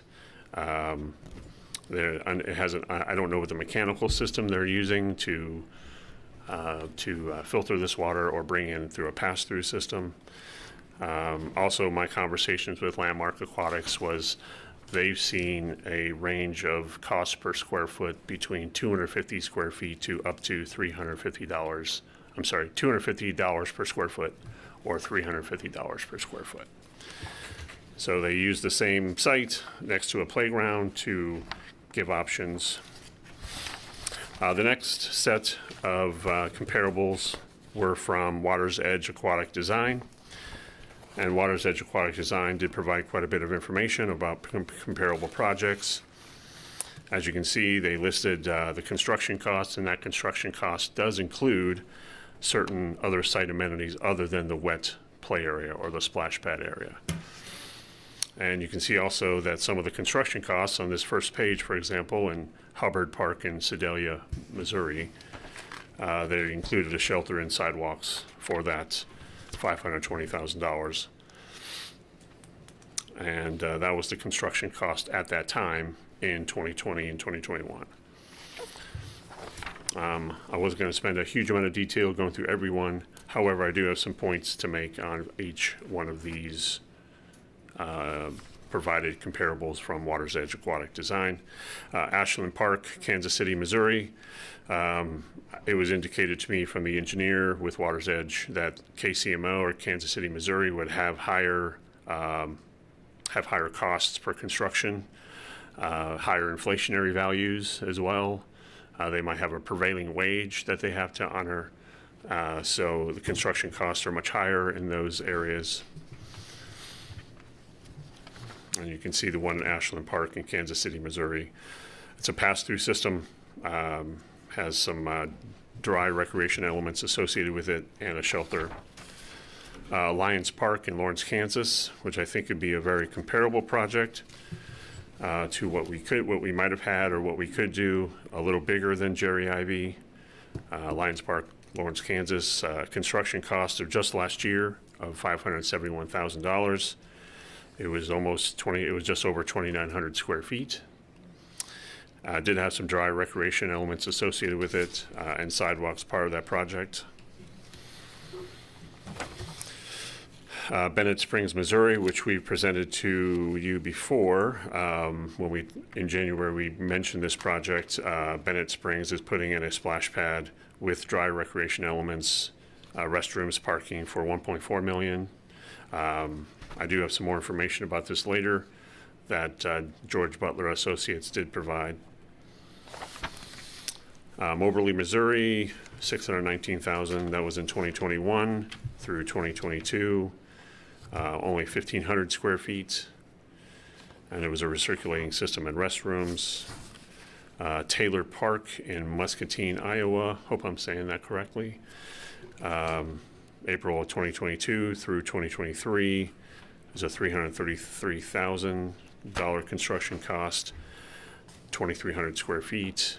That was a pass-through system, so they're not using a recirculation system which would not have a need to house that recirculating equipment. And that's part of that additional cost of operating as a recirculating system. And also from Water's Edge, that's where I got that number, about 100 to 125,000 additional or more if you're looking at trying to filter that, more water.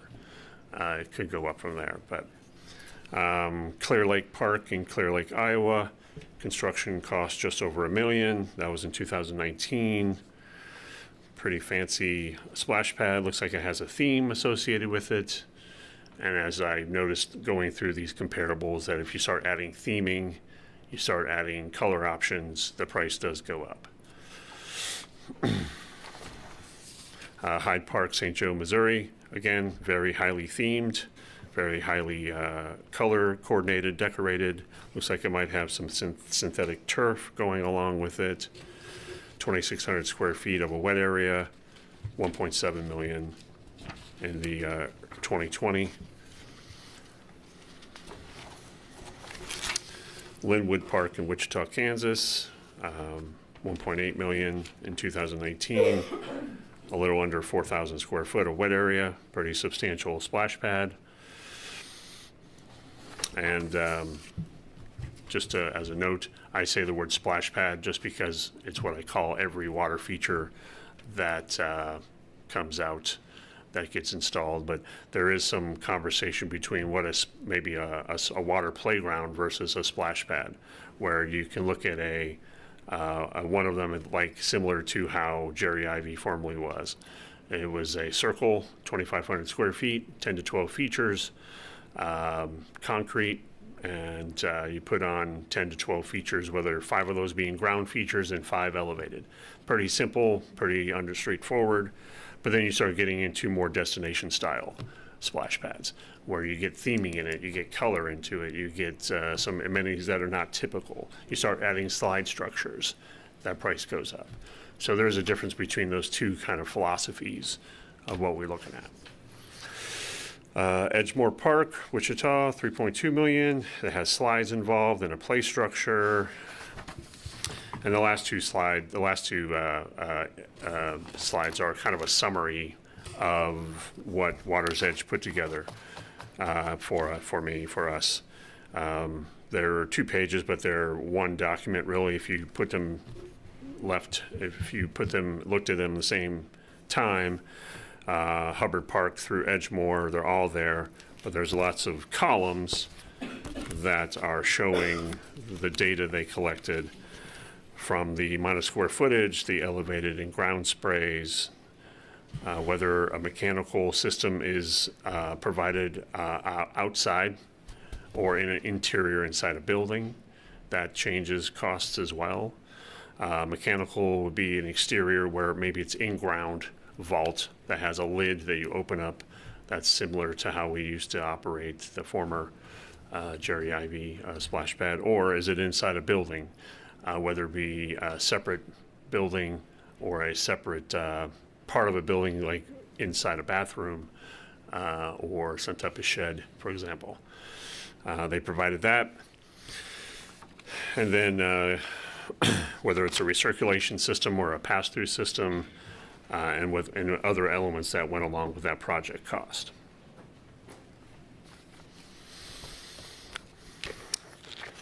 And the last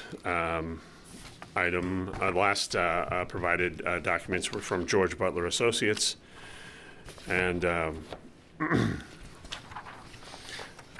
they did a little differently. They provided a kind of a difference between spray grounds and splash pads, which I kind of spoke to a little bit there, about some of the features that you see on a spray ground and splash pad.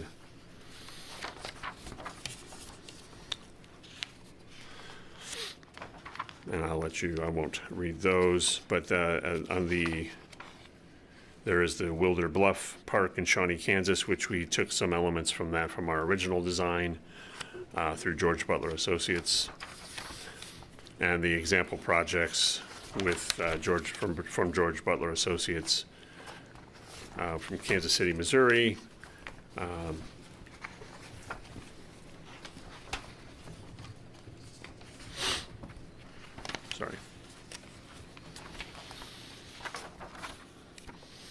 And again, this is in Kansas City, Missouri, so pricing there might be a little different from what we would see. Georgia Butler Associates also provided escalation costs.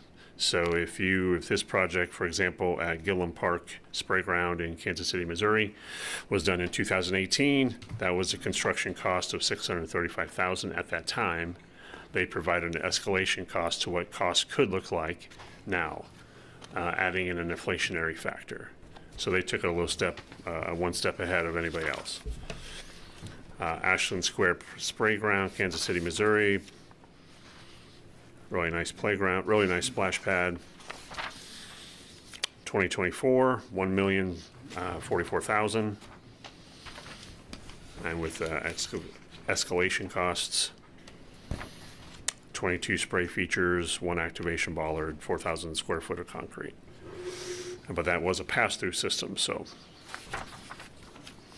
And then Bennett Springs, which I showed you before, through the Water's Edge information.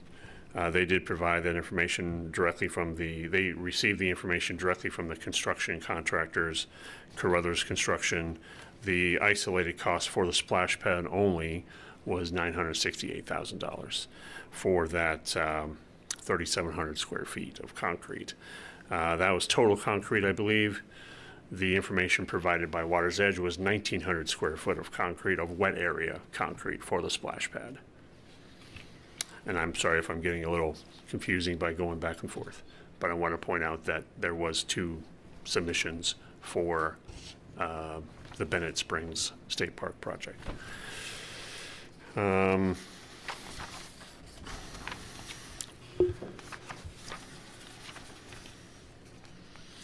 So next one, Burroughs Creek, looks like a really simple splash pad, not a lot of features. $372,000 in 2022. With escalation, it would be close to about $500,000. 3,000 square foot of concrete, only 5 sprays, 3 vertical pipe fountains, collected and filtered water system using it says vac pack, and that's that exterior mechanical system that would not be housed in something, which would be, as an operator, it'd be a little more difficult to get in there because you don't have you don't have it under weather, or you don't have it under a building of some kind. It would be open to the elements. It also would be in ground, which is a concern of staff because it would be considered a confined space. If you had to get inside of it somehow, you would have to take extra precautions to do so. And that's often why our utility staff gets involved in such of these projects, or these operating these features, because of that confined space. Lions Park splash pad in Lawrence, they also picked that one up as well. GBA did, as well as Water's Edge. 5 vertical play features, 5 sprays, 3,000 square foot of concrete. They do have a filtered water system. 2023 dollars was $572,000. Escalating costs with inflationary factors in it would be $693,000. And lastly, the TB Hanna Spray Ground in Raymore, Missouri. Is an all-inclusive playground designed specifically for handicapped children, fully accessible features, 5 LED sprays, 6 vertical play features, had an automated train, which I would love to see.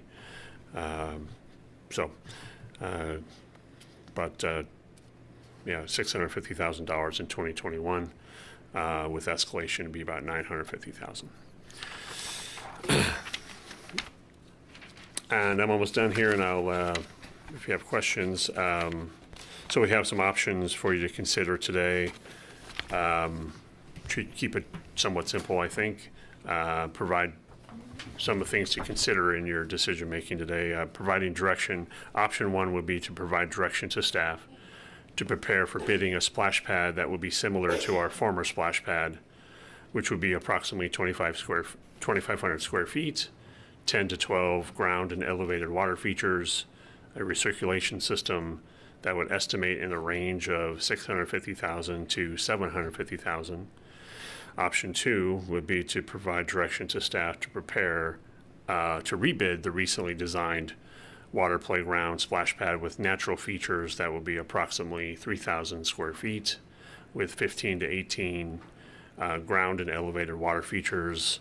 It would have lighted and unlit features as part of part of the sprays, has a flowing water feature, and an updated recirculation mechanical system in the range of $950,000 to $1.2 million.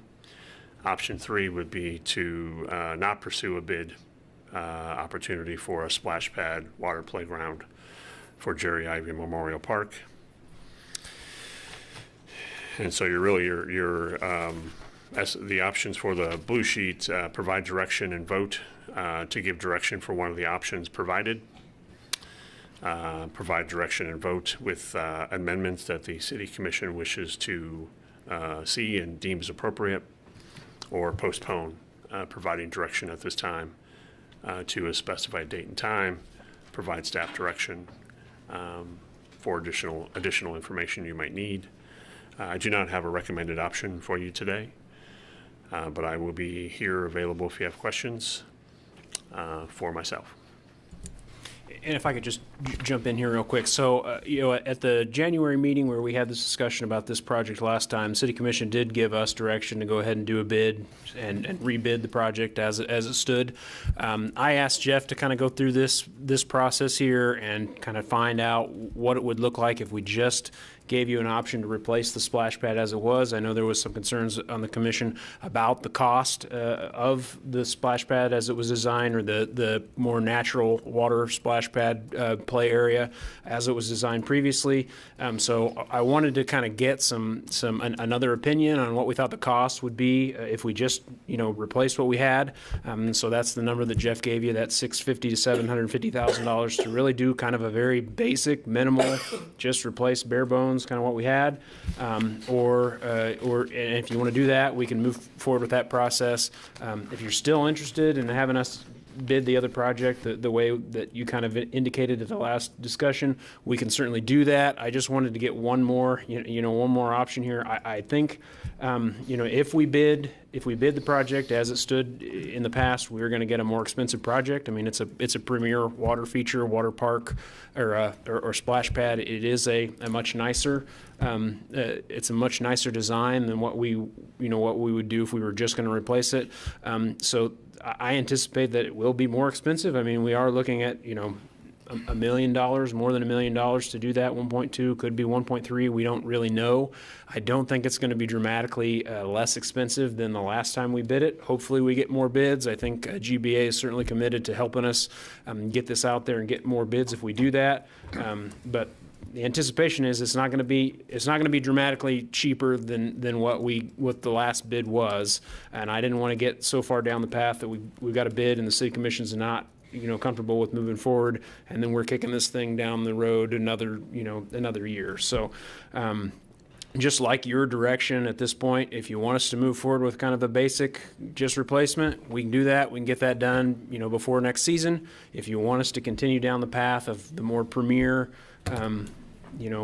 area, we can do that as well. But I just wanted to get kind of one more, give the commission one more chance to provide us direction before we get too far down a path and then, feel like we're, spending more than what we want to spend on this project. So with that, be happy to stand for questions. GBA is here as well if you have questions for them. And then obviously Jeff can provide any details. In the second scenario, was it bid separately without we would call the water feature, just an updated premier splash pad? I believe that the direction in the last go-around was to provide, to bid all three aspects of the project, which would be the splash pad, which is kind of the stream and the natural rocks, the water feature, which was the rock waterfall, and the upgrade to the Jerry Ivey Memorial. Kind of bid those all three one more time, but separately, so we could see what the individual costs would be. and we can certainly do that. That's an option. So option one, that would be putting splash pad back where the existing location. That is something I'm prepared to talk about. We could go in the existing location or to the new identified location on the south end. There are benefits and drawbacks to having either choice, but the more straightforward solution would be to go back, if we were to choose option one, would be to use that existing footprint with the utilities that are already there. With the available amenities that are already there, sidewalks, shelter, bathroom, with the parking that's there. So there is a little more straightforward to that. The option to go south would be we have those utilities there. We just have to bring them a little further to get to the. Yeah, and I think from staff perspective, if you want to go with just a replacement of a more minimal, just replace what we have, we would recommend that you put it in the same spot. If you take that kind of minimalist approach and when you move it by the gazebo, that really changes kind of the whole atmosphere of that end of the park. So I think if you just want to do the minimal, replace what we have, we would recommend that you do it in the same location where it is today. Jeff, how many, in the one that we just took down, how many vertical play features and sprays did we have? When I look at like Lions Park, Splash Pad, and Lawrence, I'm looking at that one. Sure. And they have 5 and 5 with 3,000 square feet. They anticipate that around 693. Now, was that with just this? I call it the splash pad area. That was no sidewalks, additional seating, that type of thing. It's kind of hard to tell. Our former splash pad at Jerry Ivey had 5 elevated features and 5 ground features. Okay. At 2,500 square feet. Yeah. Would a 3,000 square foot splash pad fit in the space where the 2,500 square foot one was? Is there enough space around the edge to put it? Just anecdotally, based on my experience being there, without having a design or a survey, I think it would. And we would want to consider moving it away from the tree that's there. There's a tree that's has grown up and matured quite a bit. We would want to we want to pick that location, but we want to adjust it a little bit away from that tree. So we do have some room to move. In the previous discussions, it made the point with me about the south location not mixing the water and the playground equipment. That made sense. It also, if we went back in that same location, I'm sorry to interrupt you, we would then prevent ourselves from adding on to the existing dry playground. Right. We would not be able to make something bigger there. Yeah. So, but sorry to interrupt you. So my thoughts on this is it's been a contentious issue ever since we made the decision to fill in the pond. Mm-hmm. We committed to restoring some kind of water feature when we took that action. I would like to see us rebid the project as designed and hopefully get more bidders, more competitive. I don't know if we'd want to put the water feature as an ad alternate and the law enforcement as ad alternate. I think would make sense. But I think we need to do it and get it moving first class. And if need be, we take money out of the general reserve fund to make this happen, because people want this. It's one of our premier parks. We did commit to replacing the water feature, and I think that will be a nice feature that and then the law enforcement memorial, it deserves to be top notch. So that was my thought. I'm not sure we committed to replacing a water feature. Now, I will agree that we need the splash pad, but I don't remember committing to a water feature. There was a survey done that not a large number answered and talked about some kind of water feature, but I don't know, as a commission, we actually said we were going to do that. Well, we said that at some point in the future, we would, I think there was an implicit, I hate to use the word promise, but plan to come up with something, because the question was, do we do it then while we still have the hole in the ground, or do we fill in the hole to solve the immediate problem and then come back and add something, be it in the ground or, in this case, above the ground, but it would still be a water feature. But we conveniently kicked it down the road and solved our immediate problem, which was to get rid of the water and all of its secondary problems. And as there was a commitment. There was a $600,000 commitment to put something to replace the pond. Yeah. I mean, I kind of like the way Commissioner Longbine, we get the big thing we need and then the other two and see where they fall in. I still think we may get outside help with the memorial piece. Yeah. I think the memorial piece and the splash pad, those are two completely separate conversations we need to have. Those that should not be, to me, they should not be brought into the same conversation. Well, and that would be the reason for doing it as an ad alternate. We could choose not to do it at that time, but it wouldn't cost us any more to see what the bid would. The design work's pretty much already done. True. I think the splash pad and the fountain would have to be in the same conversation because it's using the same waterfall or whatever. The waterfall, is using the same water circulation system. They can be separated. Yeah, I just think the water features are expensive. They're hard to upkeep. I'm frustrated that the splash pad's not up and going, as you know, this summer. That was one of the things I pushed for. The commission, which I went along with, wanted to look at the bigger picture. Here we are, in April, we're not going to have a splash pad in 2025. We didn't have one in 2024. I'm frustrated.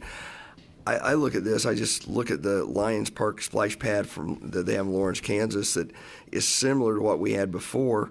To me, it's about what will be used by the public, and to me, that's something, looking at that 2,500 to that 3,000 square foot is replacing what we had is where I'm kind of headed. I'm having troubles getting excited again about putting in a waterfall and all that other stuff. Again, we're setting money aside for a water feature being the river if that ever happens, and I'm not sure that I see us an extra $1 million or $750,000 to get a waterfall is worth it. I'm looking at usable facility, and I think a splash pad, something like that's shown in the Lions Park splash pad in Lawrence, Kansas, is something like we have and something that would be highly used. In a perfect world, I would love to see all three things get completed in one project. But that being said, as we're sitting here and having this conversation, there's a sense of almost deja vu, where the last time we talked about it, we were going to do this broader approach. And I think long term we do need to do an improvement on the memorial. We need to do some kind of water feature. But maybe, most of the feedback I'm seeing on social media is the anger and ire with this commission is based on the lack of that water feature. Splash pad. Or splash pad, sorry. I misspoke there, and thank you for correcting me on that. But, something for the kids to come to and enjoy that's water related, and they don't have that. And this is what, our second summer, we're not going to have it. Yes. And, obviously that was not our intent. But that is the end result we're looking at currently, and we are sorry about that. And we don't have one in that part, but we do have other splash pads. And that's a fair point. I say that it's just, people at Sunset Park could say, well, gosh, we've been waiting 3 years for you to do something with the parts of that park that you've closed down and haven't built back up. I mean, it's unfortunate, but, we're trying to make a cost-efficient decision, but we do have other splash pads. Well, that's a fair point. And it doesn't change the feedback I'm seeing, which is is not good. I mean, there's just a lot of angry voices about that not getting done. And I think one thing to consider in terms of population density in that part of town versus the number of parks, it's definitely, there's fewer parks in that grouping of town, but I'm kind of leaning more towards let's just get that splash pad figured out, and then we can, and maybe it's going to cost us more in the long run, but then incrementally do the other two things, the memorial and the water feature. And that's where I currently sit on it, for what it's worth. Do you concur with making the other two items an ad alternate and putting it out for bid, the whole thing? I wouldn't be opposed to that as long as it doesn't hinder any progress, because I feel like we got so mired in the big picture that this one item, it didn't get done like we hoped. And so again, would the water feature not be or would be tied into the splash pad? Well, if they were designed to be, I mean, similar complementary features, it's just a question of you want to pay for it now or pay for it later. I mean, as an ad alternate, we can always say, well, no, we're not going to add it in. And I'm assuming piping can be, you put it in and cap it, and when you're ready to add it, That's you my add it in. idea. Maybe Mr. Schuessler can address this, but I mean, essentially rough it in. I can let Jim speak when you open public comment, but unless you wish for him to speak now. But it's my understanding from our conversations that we can separate them and then bring in a water feature, attach it, and that was his intent on doing a mild redesign. So to do that, we'd be moving the splash pad to the south, out of the current location. That's correct. Yeah. And I'm personally not opposed to that as long as we get it done in a timely manner from this point on.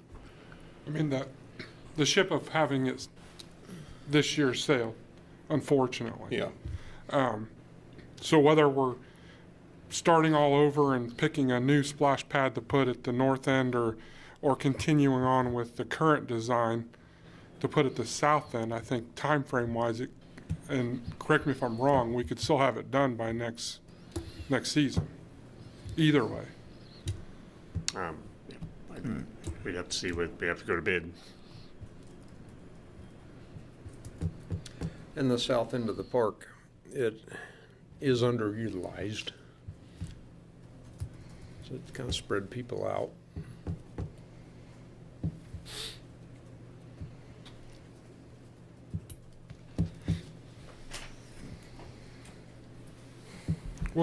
When you were going through the proposal, was the $950,000, the 1.2 million, was that just the splash pad on the current? Correct. Okay. That's the splash pad only of what we've already seen, and yes, that's what we anticipate that portion of just that splash pad, based on the original design, would come in about. The overall cost of that original, when we left off, was around 1.5. The bid came in for everything? Yeah. Was 1.8 million. 1.8, okay. And that was for the water feature, the splash pad, and the memorial together. Is 1.87, I believe, is what the bid came in at. So do we think we can do a splash pad based on, like, just because I've got it open to it, Lions Park splash pad in Lawrence, they did their cost $572, escalation $693. So we'd anticipate being able to do that type of splash pad for $700. I would say that if Jim were answering the question, he would design to what our budget is, or what we had. And I probably shouldn't speak. If Jim wants to come up and speak to that right now, he can. Sounds like GBA can do it for $700.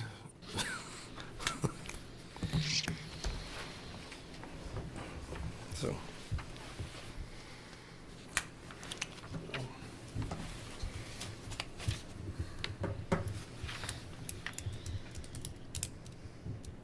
we have any more to add to the conversation?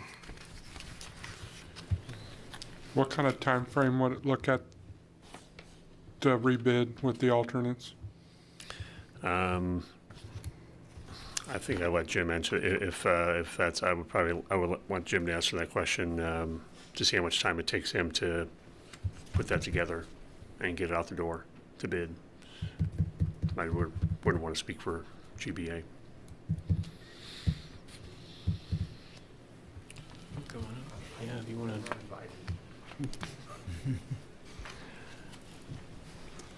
Any feedback you have? Jim Schuessler, landscape architect, GBA. Happy to be here. Just happy to be here and answering questions.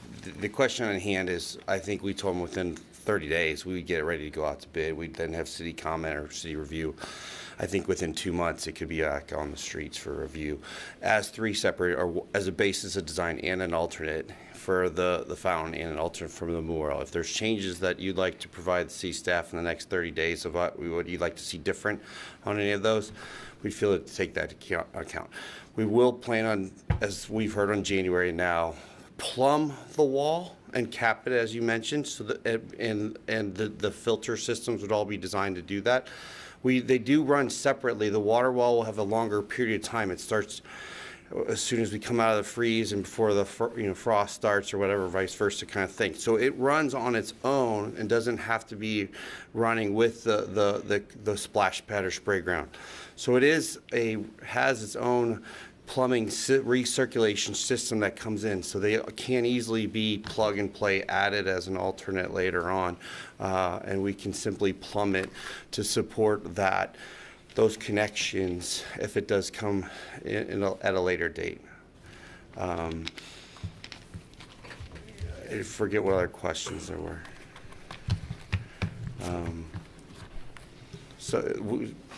Jeff got lots of examples to show you. I was overwhelmed by how many different ideas there are out there. That it is about theming, color, flat slab versus different play features, theming, etc. So you have a lot to look at. There's a lot of examples out there. But again, the one we heard and designed last winter was beautiful, creative, and had a lot of different play environments for the kids. All right. Thank you. So we put this back out for bid. Would you anticipate a little more competitiveness? Yes, we will work hard to get people like Crothers Construction. I don't want to name other firms we've reached out to just through Jeff's process of who's all done those in the past. We now have a lot larger of a list of contractors that have been designing this across the state area that we'll be reaching out to and getting them engaged. And just one other question. I only had one term in my head before I walked in. Now I'm afraid to splash pad, right? Okay, thank you. Can that also be a water feature at night with fountain sprays coming up around the periphery with lights on them so that from a distance? So as designed, there were 8 lighted sprays that can glow and be seen at night. The water wall as well as a bigger expression of a lighted environment that is definitely more seen from greater distances. But we already had 8 different lighted sprays within the current design. So driving by from, let's say, I don't know, what's that, 50 yards to Ohio, maybe? Or one would be able to, could one see, water, not necessarily like a fountain in the plaza in Kansas City, but I mean, you'd be able to see water going up in different There colors? is, again, it typically shuts down at water feature, spray grounds shut down at 9 o'clock at night. So there is that period of time of when we operationally, when is light and water interactive. It is a reduced time, but during the day, when you're closer to it, you're still seeing the color and change and stuff like that. But to be seen at nighttime at a distance, is a lesser window. Right. When you get into those August, September days is when the daylight, lessens, and you can see it more likely at night. But we could choose to have it on at night purely for the effect.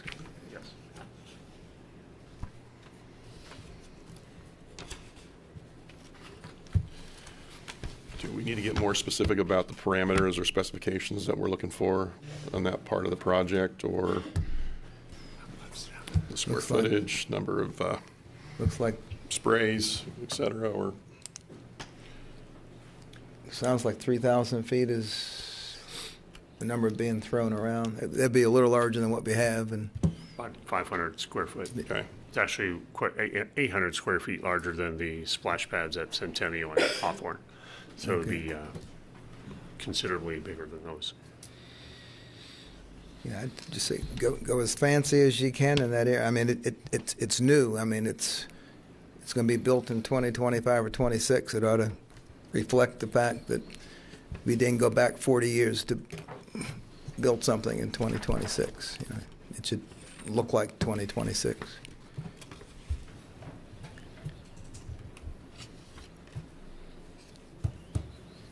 any other comments before I bring it to the public? All right, any member of the public like to comment on this item?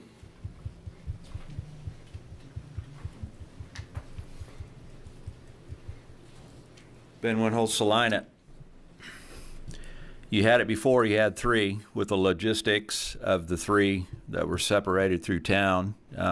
You'll need to put the splash pad back. As far as the water feature, maintenance. City of Salina doesn't have a very good history with maintenance when it comes to water. Sunset Park, if you want to see something that's really not maintained, go look at the quarter mile north of Lakewood shoreline, and you'll see where lack of maintenance comes in with water features. Also, you got to keep in the back of your mind, we have a low ball estimate of $32 million for a river project. 14 linear miles of maintenance that will need to be done with the river. One more water feature is just going to put more added pressure and more manpower and more everything else on the city. Like I said, if you're going to have a river project of this caliber, that supposedly is what bringing people to town and not a memorial. I mean, I'm not against memorials as far as for the police department or anybody that's involved with that, but you got to look at the maintenance part of this whole thing along with the cost up front.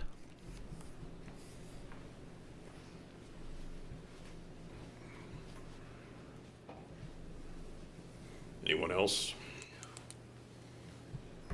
I'll bring it back to the commission.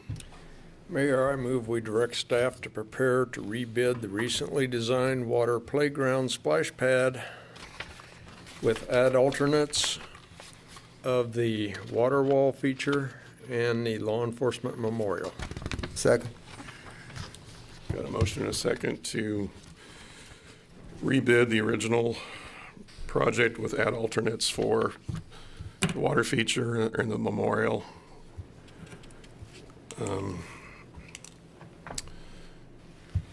Was there more to that? That's about it. All right. And the splash pad. I think there's three elements there. Yeah, the add water alternate would be feature, the- splash pad, and memorial. But the add alternate would be the water feature and the memorial. Okay, just want to make sure I have that straight. All right, those in favor say aye. Aye. Opposed, same sign. Nay. All right, passes 4-1.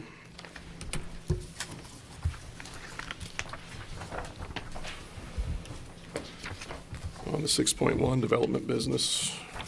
Item 6.1, consider approval of resolution number 25-8286, authorizing the mayor to sign an agreement for and accept the 2024 Community Development Block Grant Funds in the amount of $300,000. Ms. Martin. Mayor, Commissioners, thank you. I'm Michelle Martin, Community Relations Supervisor for the city, and I'm here today to ask to accept some money this time. $300,000 award from the Kansas Department of Commerce for the CDBG Housing Grant. And just as a brief background, this isn't my first time. We've been up here a few times on this, but just some brief background for people who this may be your first time hearing it. We've been on this journey to pursue funds to develop a program for repair and rehabilitation for the city, for individuals in the city. We've been doing this for since 2022. We've kind of been on this linear path for it, for the Live Salina Housing Strategic Plan, to work on this next step of infill housing, to really preserve the city's current housing stock. In 2023, we were directed and applied for 2 grants for that. One was the Federal Home Loan Bank grant, which we were awarded in December of 2023.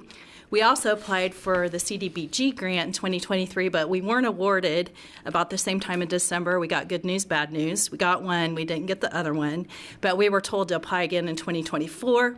So we did in November of 24. And then at the beginning of this year, we were told that we were going to get it accepted. It took a little bit of time for them to get us the contract and the agreement, but that's why we're here today, then, is to approve that agreement and accept that $300,000 if the commission so chooses. It's still the same target area we've been working with, so it's State Street to the north, 9th Street to the east, South Street to the south, and Broadway to the west. That's the target area. It's still the same. We've been through that through several of our blue sheets in the past, and what we're really looking at doing now, there was a large set of attachments. You may have noticed that in the agreement. I won't go through all of them, but just to kind of highlight a little bit, there's the grant agreement and then several certifications. That's not my writing. It comes from them. It comes from the state, and it has to be approved. All of those have to be approved in order to accept the funds. All those certifications, they're going to ask you to approve them and to be signed by the mayor. Then there's also the housing plan that needs to be approved. We modeled it off of the example they have, but we were able to add our intake, our input on it. The city attorney helped kind of look at that. Has 17 attachments. I won't go through them all, but I do kind of want to highlight the core of the housing plan a little bit. The housing plan and all those attachments are kind of considered one unit. They have to be approved too. So the CDBG housing plan highlights it's up to $25,000 for a housing project is the target amount for each home. We're anticipating helping 12 homes with this. In this case, in our Federal Home Loan Bank, those are just for owner-occupied units. This one does open up for landlords also. There are some more requirements for landlords. They have to put up a certain amount of match, and they have to make sure they're renting to someone who is low and moderate income. That low to moderate income, or AMI, average median income, I guess is what it is. It's the number that HUD publishes every year. You have to be at 80% or below. So either the owner-occupant or a tenant, if it's a landlord-tenant, they have to meet that income qualification. The landlord does not. The landlord, if they do meet it, they have a less match they have to put up. If they are over it, they can be any amount over it, but then they have a higher amount of match that they have to contribute towards the project. And that's set by CDBG standards, not our choice. So the other thing I think is important to note on this one is it's like a loan agreement. So we will have to do a lien on the property for 3 years for the amount of the grant that they're given. And that, as long as the person stays in the residence for 3 years, or they keep a low to moderate income individual in the place, it's forgiven. It's treated and converts to a grant. But that's a requirement of CDBG. It is not my choice. I would prefer not to have to do this. It's going to create some more work for us, but that's part of the deal with getting this grant. That's required. They call it, I'll call it a soft loan. I don't really like that terminology, but it's basically a lien that you have to put on for 3 years and follow.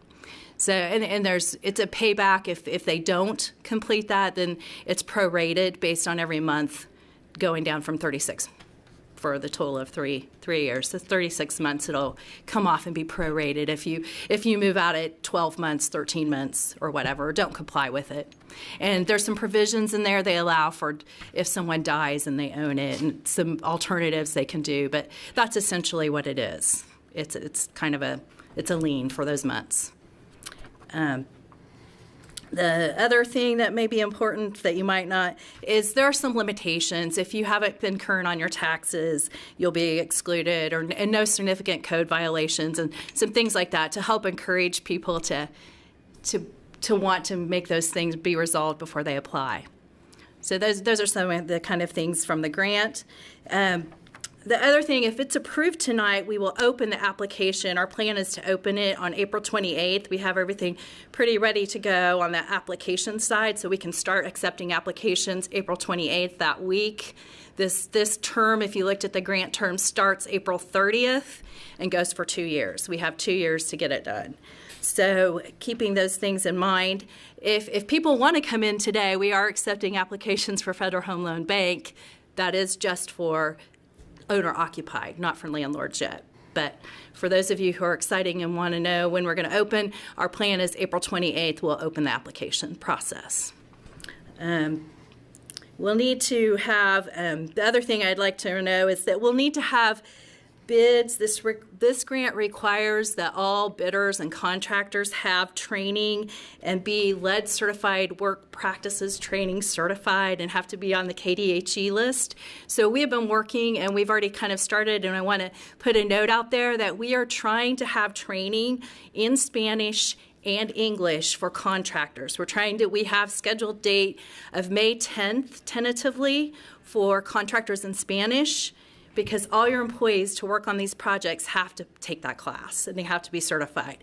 And then we're having May 30th, we tentatively have an English speaking class, but I need to make sure I have enough people. I have to have a minimum number of people, so please go to our website and look at the survey we have. We're trying to make sure we have enough people before we commit to bringing these trainers in. But that would be very helpful for people. Contractors are a big thing to make sure that is different. They have to follow lead safe work practices, but they don't have to be certified under Federal Home Loan Bank. These have to be certified. That's CDBG requirements. So that little plug in there, and that's an important thing to know. Contractors are a huge part of the success of this project.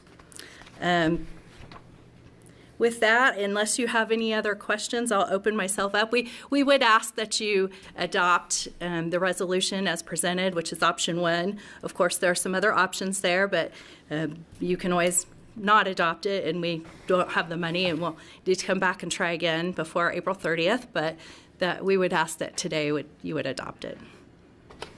And I'm open for questions. I'm aware of it, but it wouldn't hurt to kind of remind the public the boundaries of that district that we're talking about. Yes. So it's State Street to the north, and then 9th Street to the east, South to the south, and Broadway to the west. Thank you.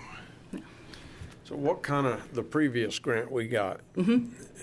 Have you had good response to that? We have about 14 houses underway, so I still have 30 more I need to get. So if we can get some applicants on that, it's a longer time period, but I still. Wasn't there going to be a door-to-door effort to make people aware?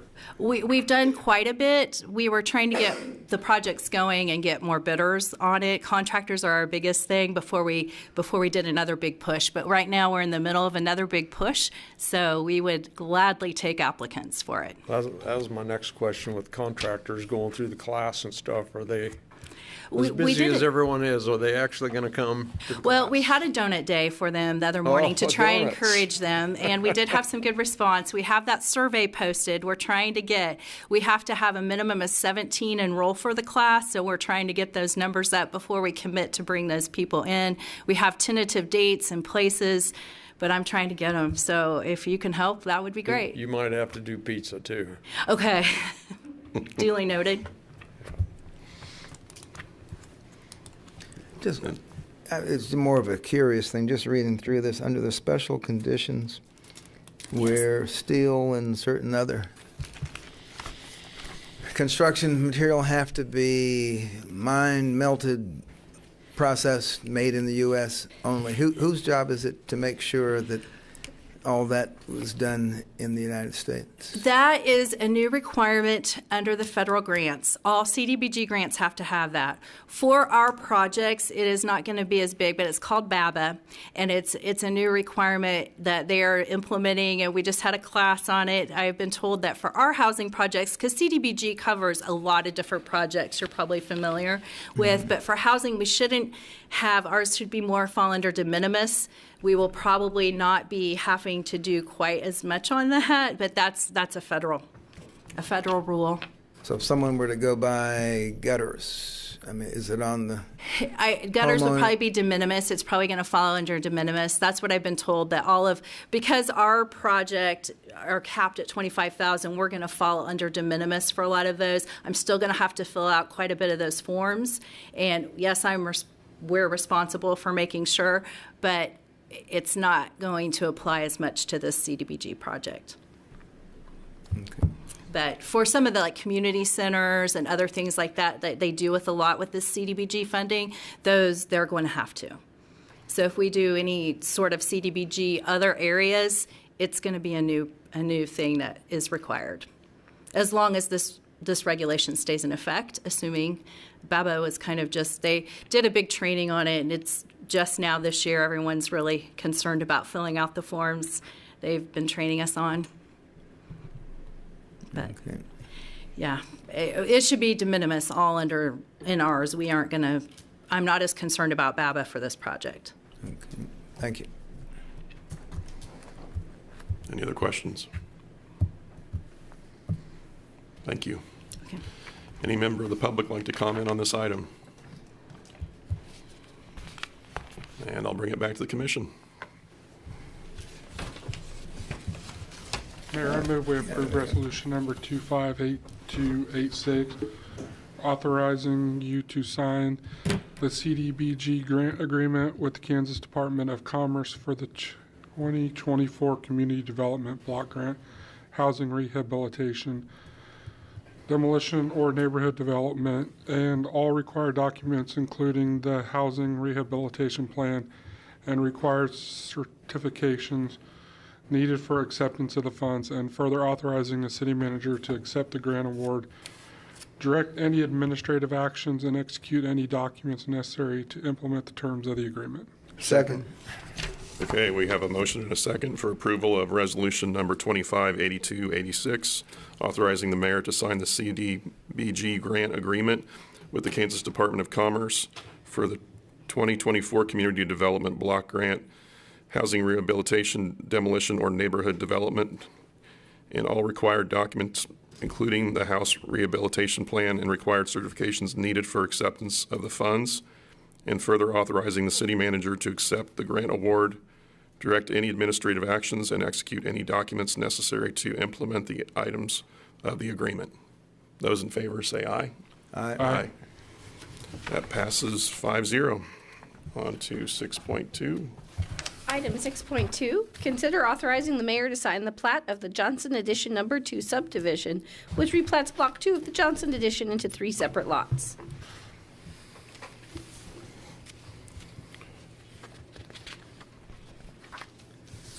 Mr. Andrew. Good evening, Mayor, Commissioners. Kansas Wesleyan University recently acquired ownership of the Church of the Cross United Methodist Church, which is located at 1600 Rush Street, and that church campus basically occupies 3.6 acres. It's all platted as a single block.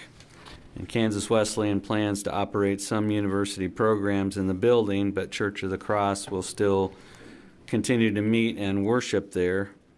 But as part of the purchase, there were 2 parsonages that the church built located to the north of the church, and there's a separate agreement that allows the church to retain the ownership of those parsonages if they are put on separate lots through a replatting of the property within 12 months. And so the purpose of this replat that's before you this evening is to create individual lots for the church and the 2 individual dwellings. And so one of the dwellings is addressed off Rush, one of them is addressed off Coronado, but they're all located on a single lot.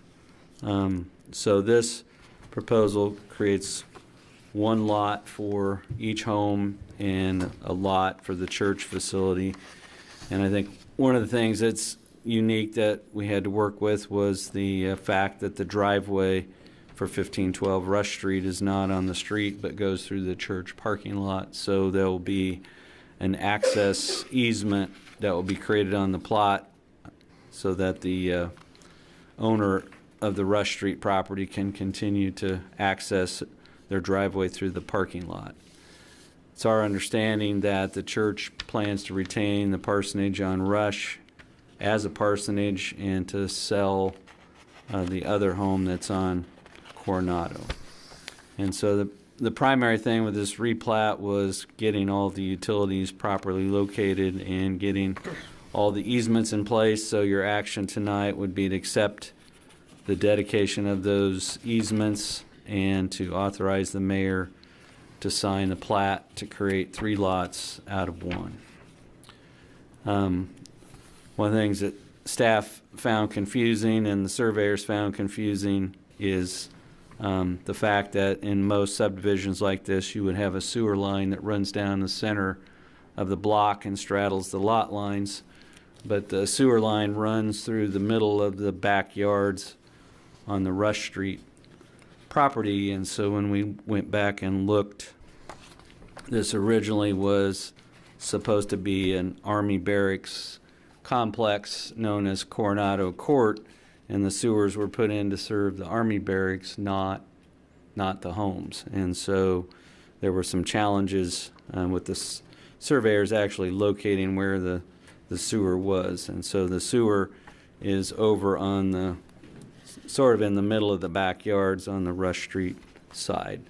But we do think we have all the sewers and other utilities identified, and so the primary purpose of the replat was to get those utilities located and easements properly located. So we do think this is in order for you to accept those easements tonight. Thank you, Mr. Andrew. Any questions? Thank you. Thank you. Any member of the public wish to comment on this item? And I'll bring it back to the commission. Mayor Linkwitz, I move we accept the offered utility easement dedications on the Johnson Edition number 2 plat and to authorize the mayor to sign the plat on behalf of the city. Second. All right, we have a motion and a second to accept the offered utility easement dedications on Johnson Edition number 2 plat and to authorize the mayor to sign the plat on behalf of the city. And that is it. Those in favor, say aye. Aye. Aye. Passes 5-0. And anybody have any other business they wish to discuss?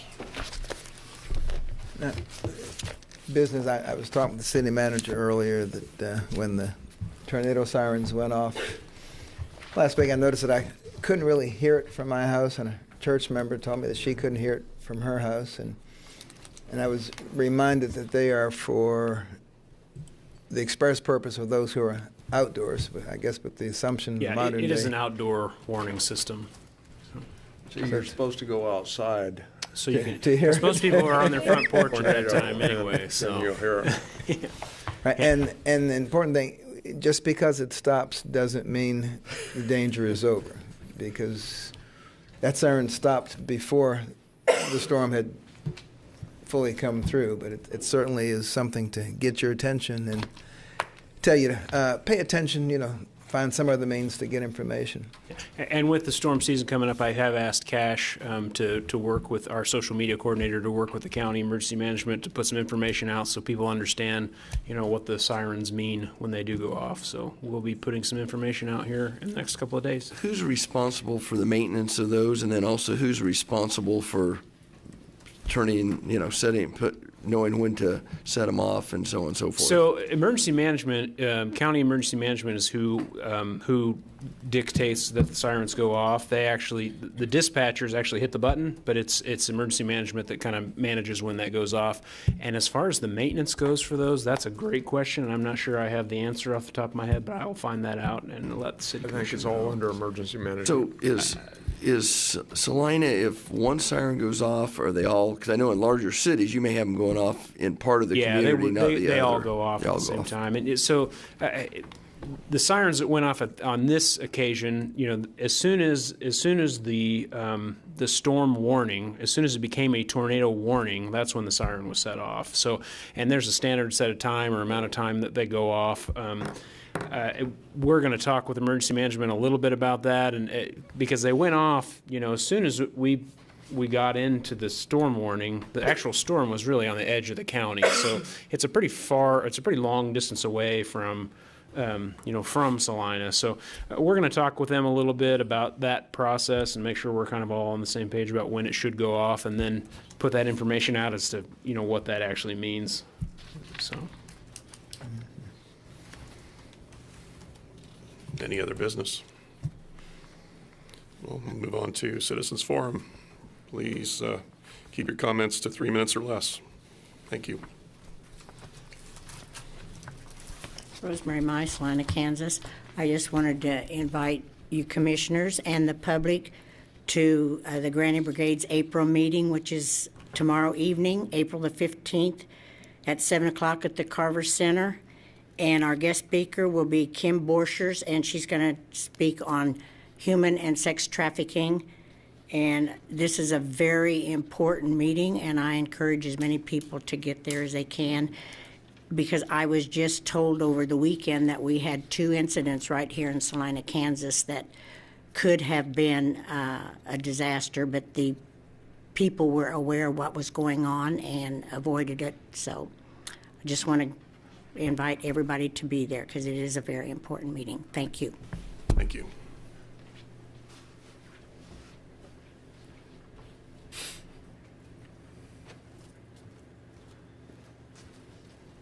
Northern Mantle, Salina, water issues, contamination. You need to check with the city of Mound Ridge. They've got 2 wells that went down. They're completely contaminated. They cannot use them. They got 1 well left.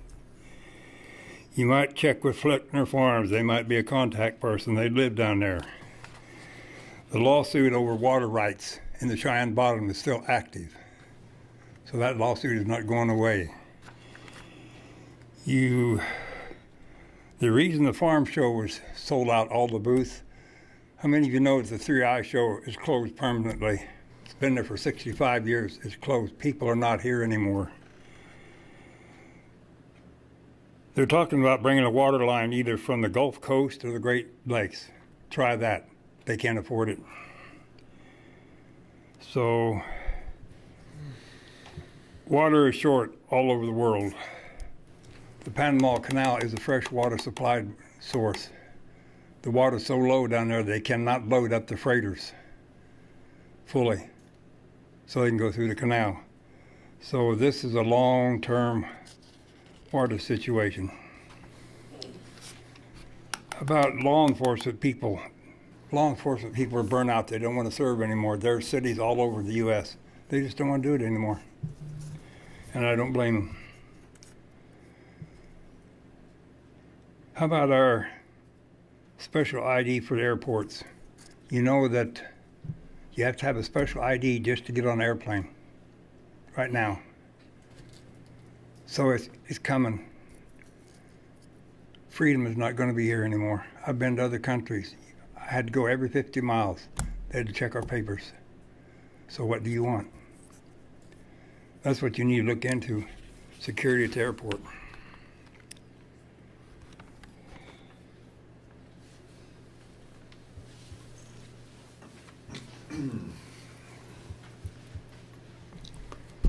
Ben Wendell, Salina. On a side note for the sirens, I didn't hear them from my property either. But was living through the tornadoes of 69 and 71 here in Salina. 69 was 2 blocks from the house that I grew up from, going it. You know that you're either born and raised here or you're just plain stupid when you're sitting out on the front porch waiting for the action to start. That was me. Nothing happened.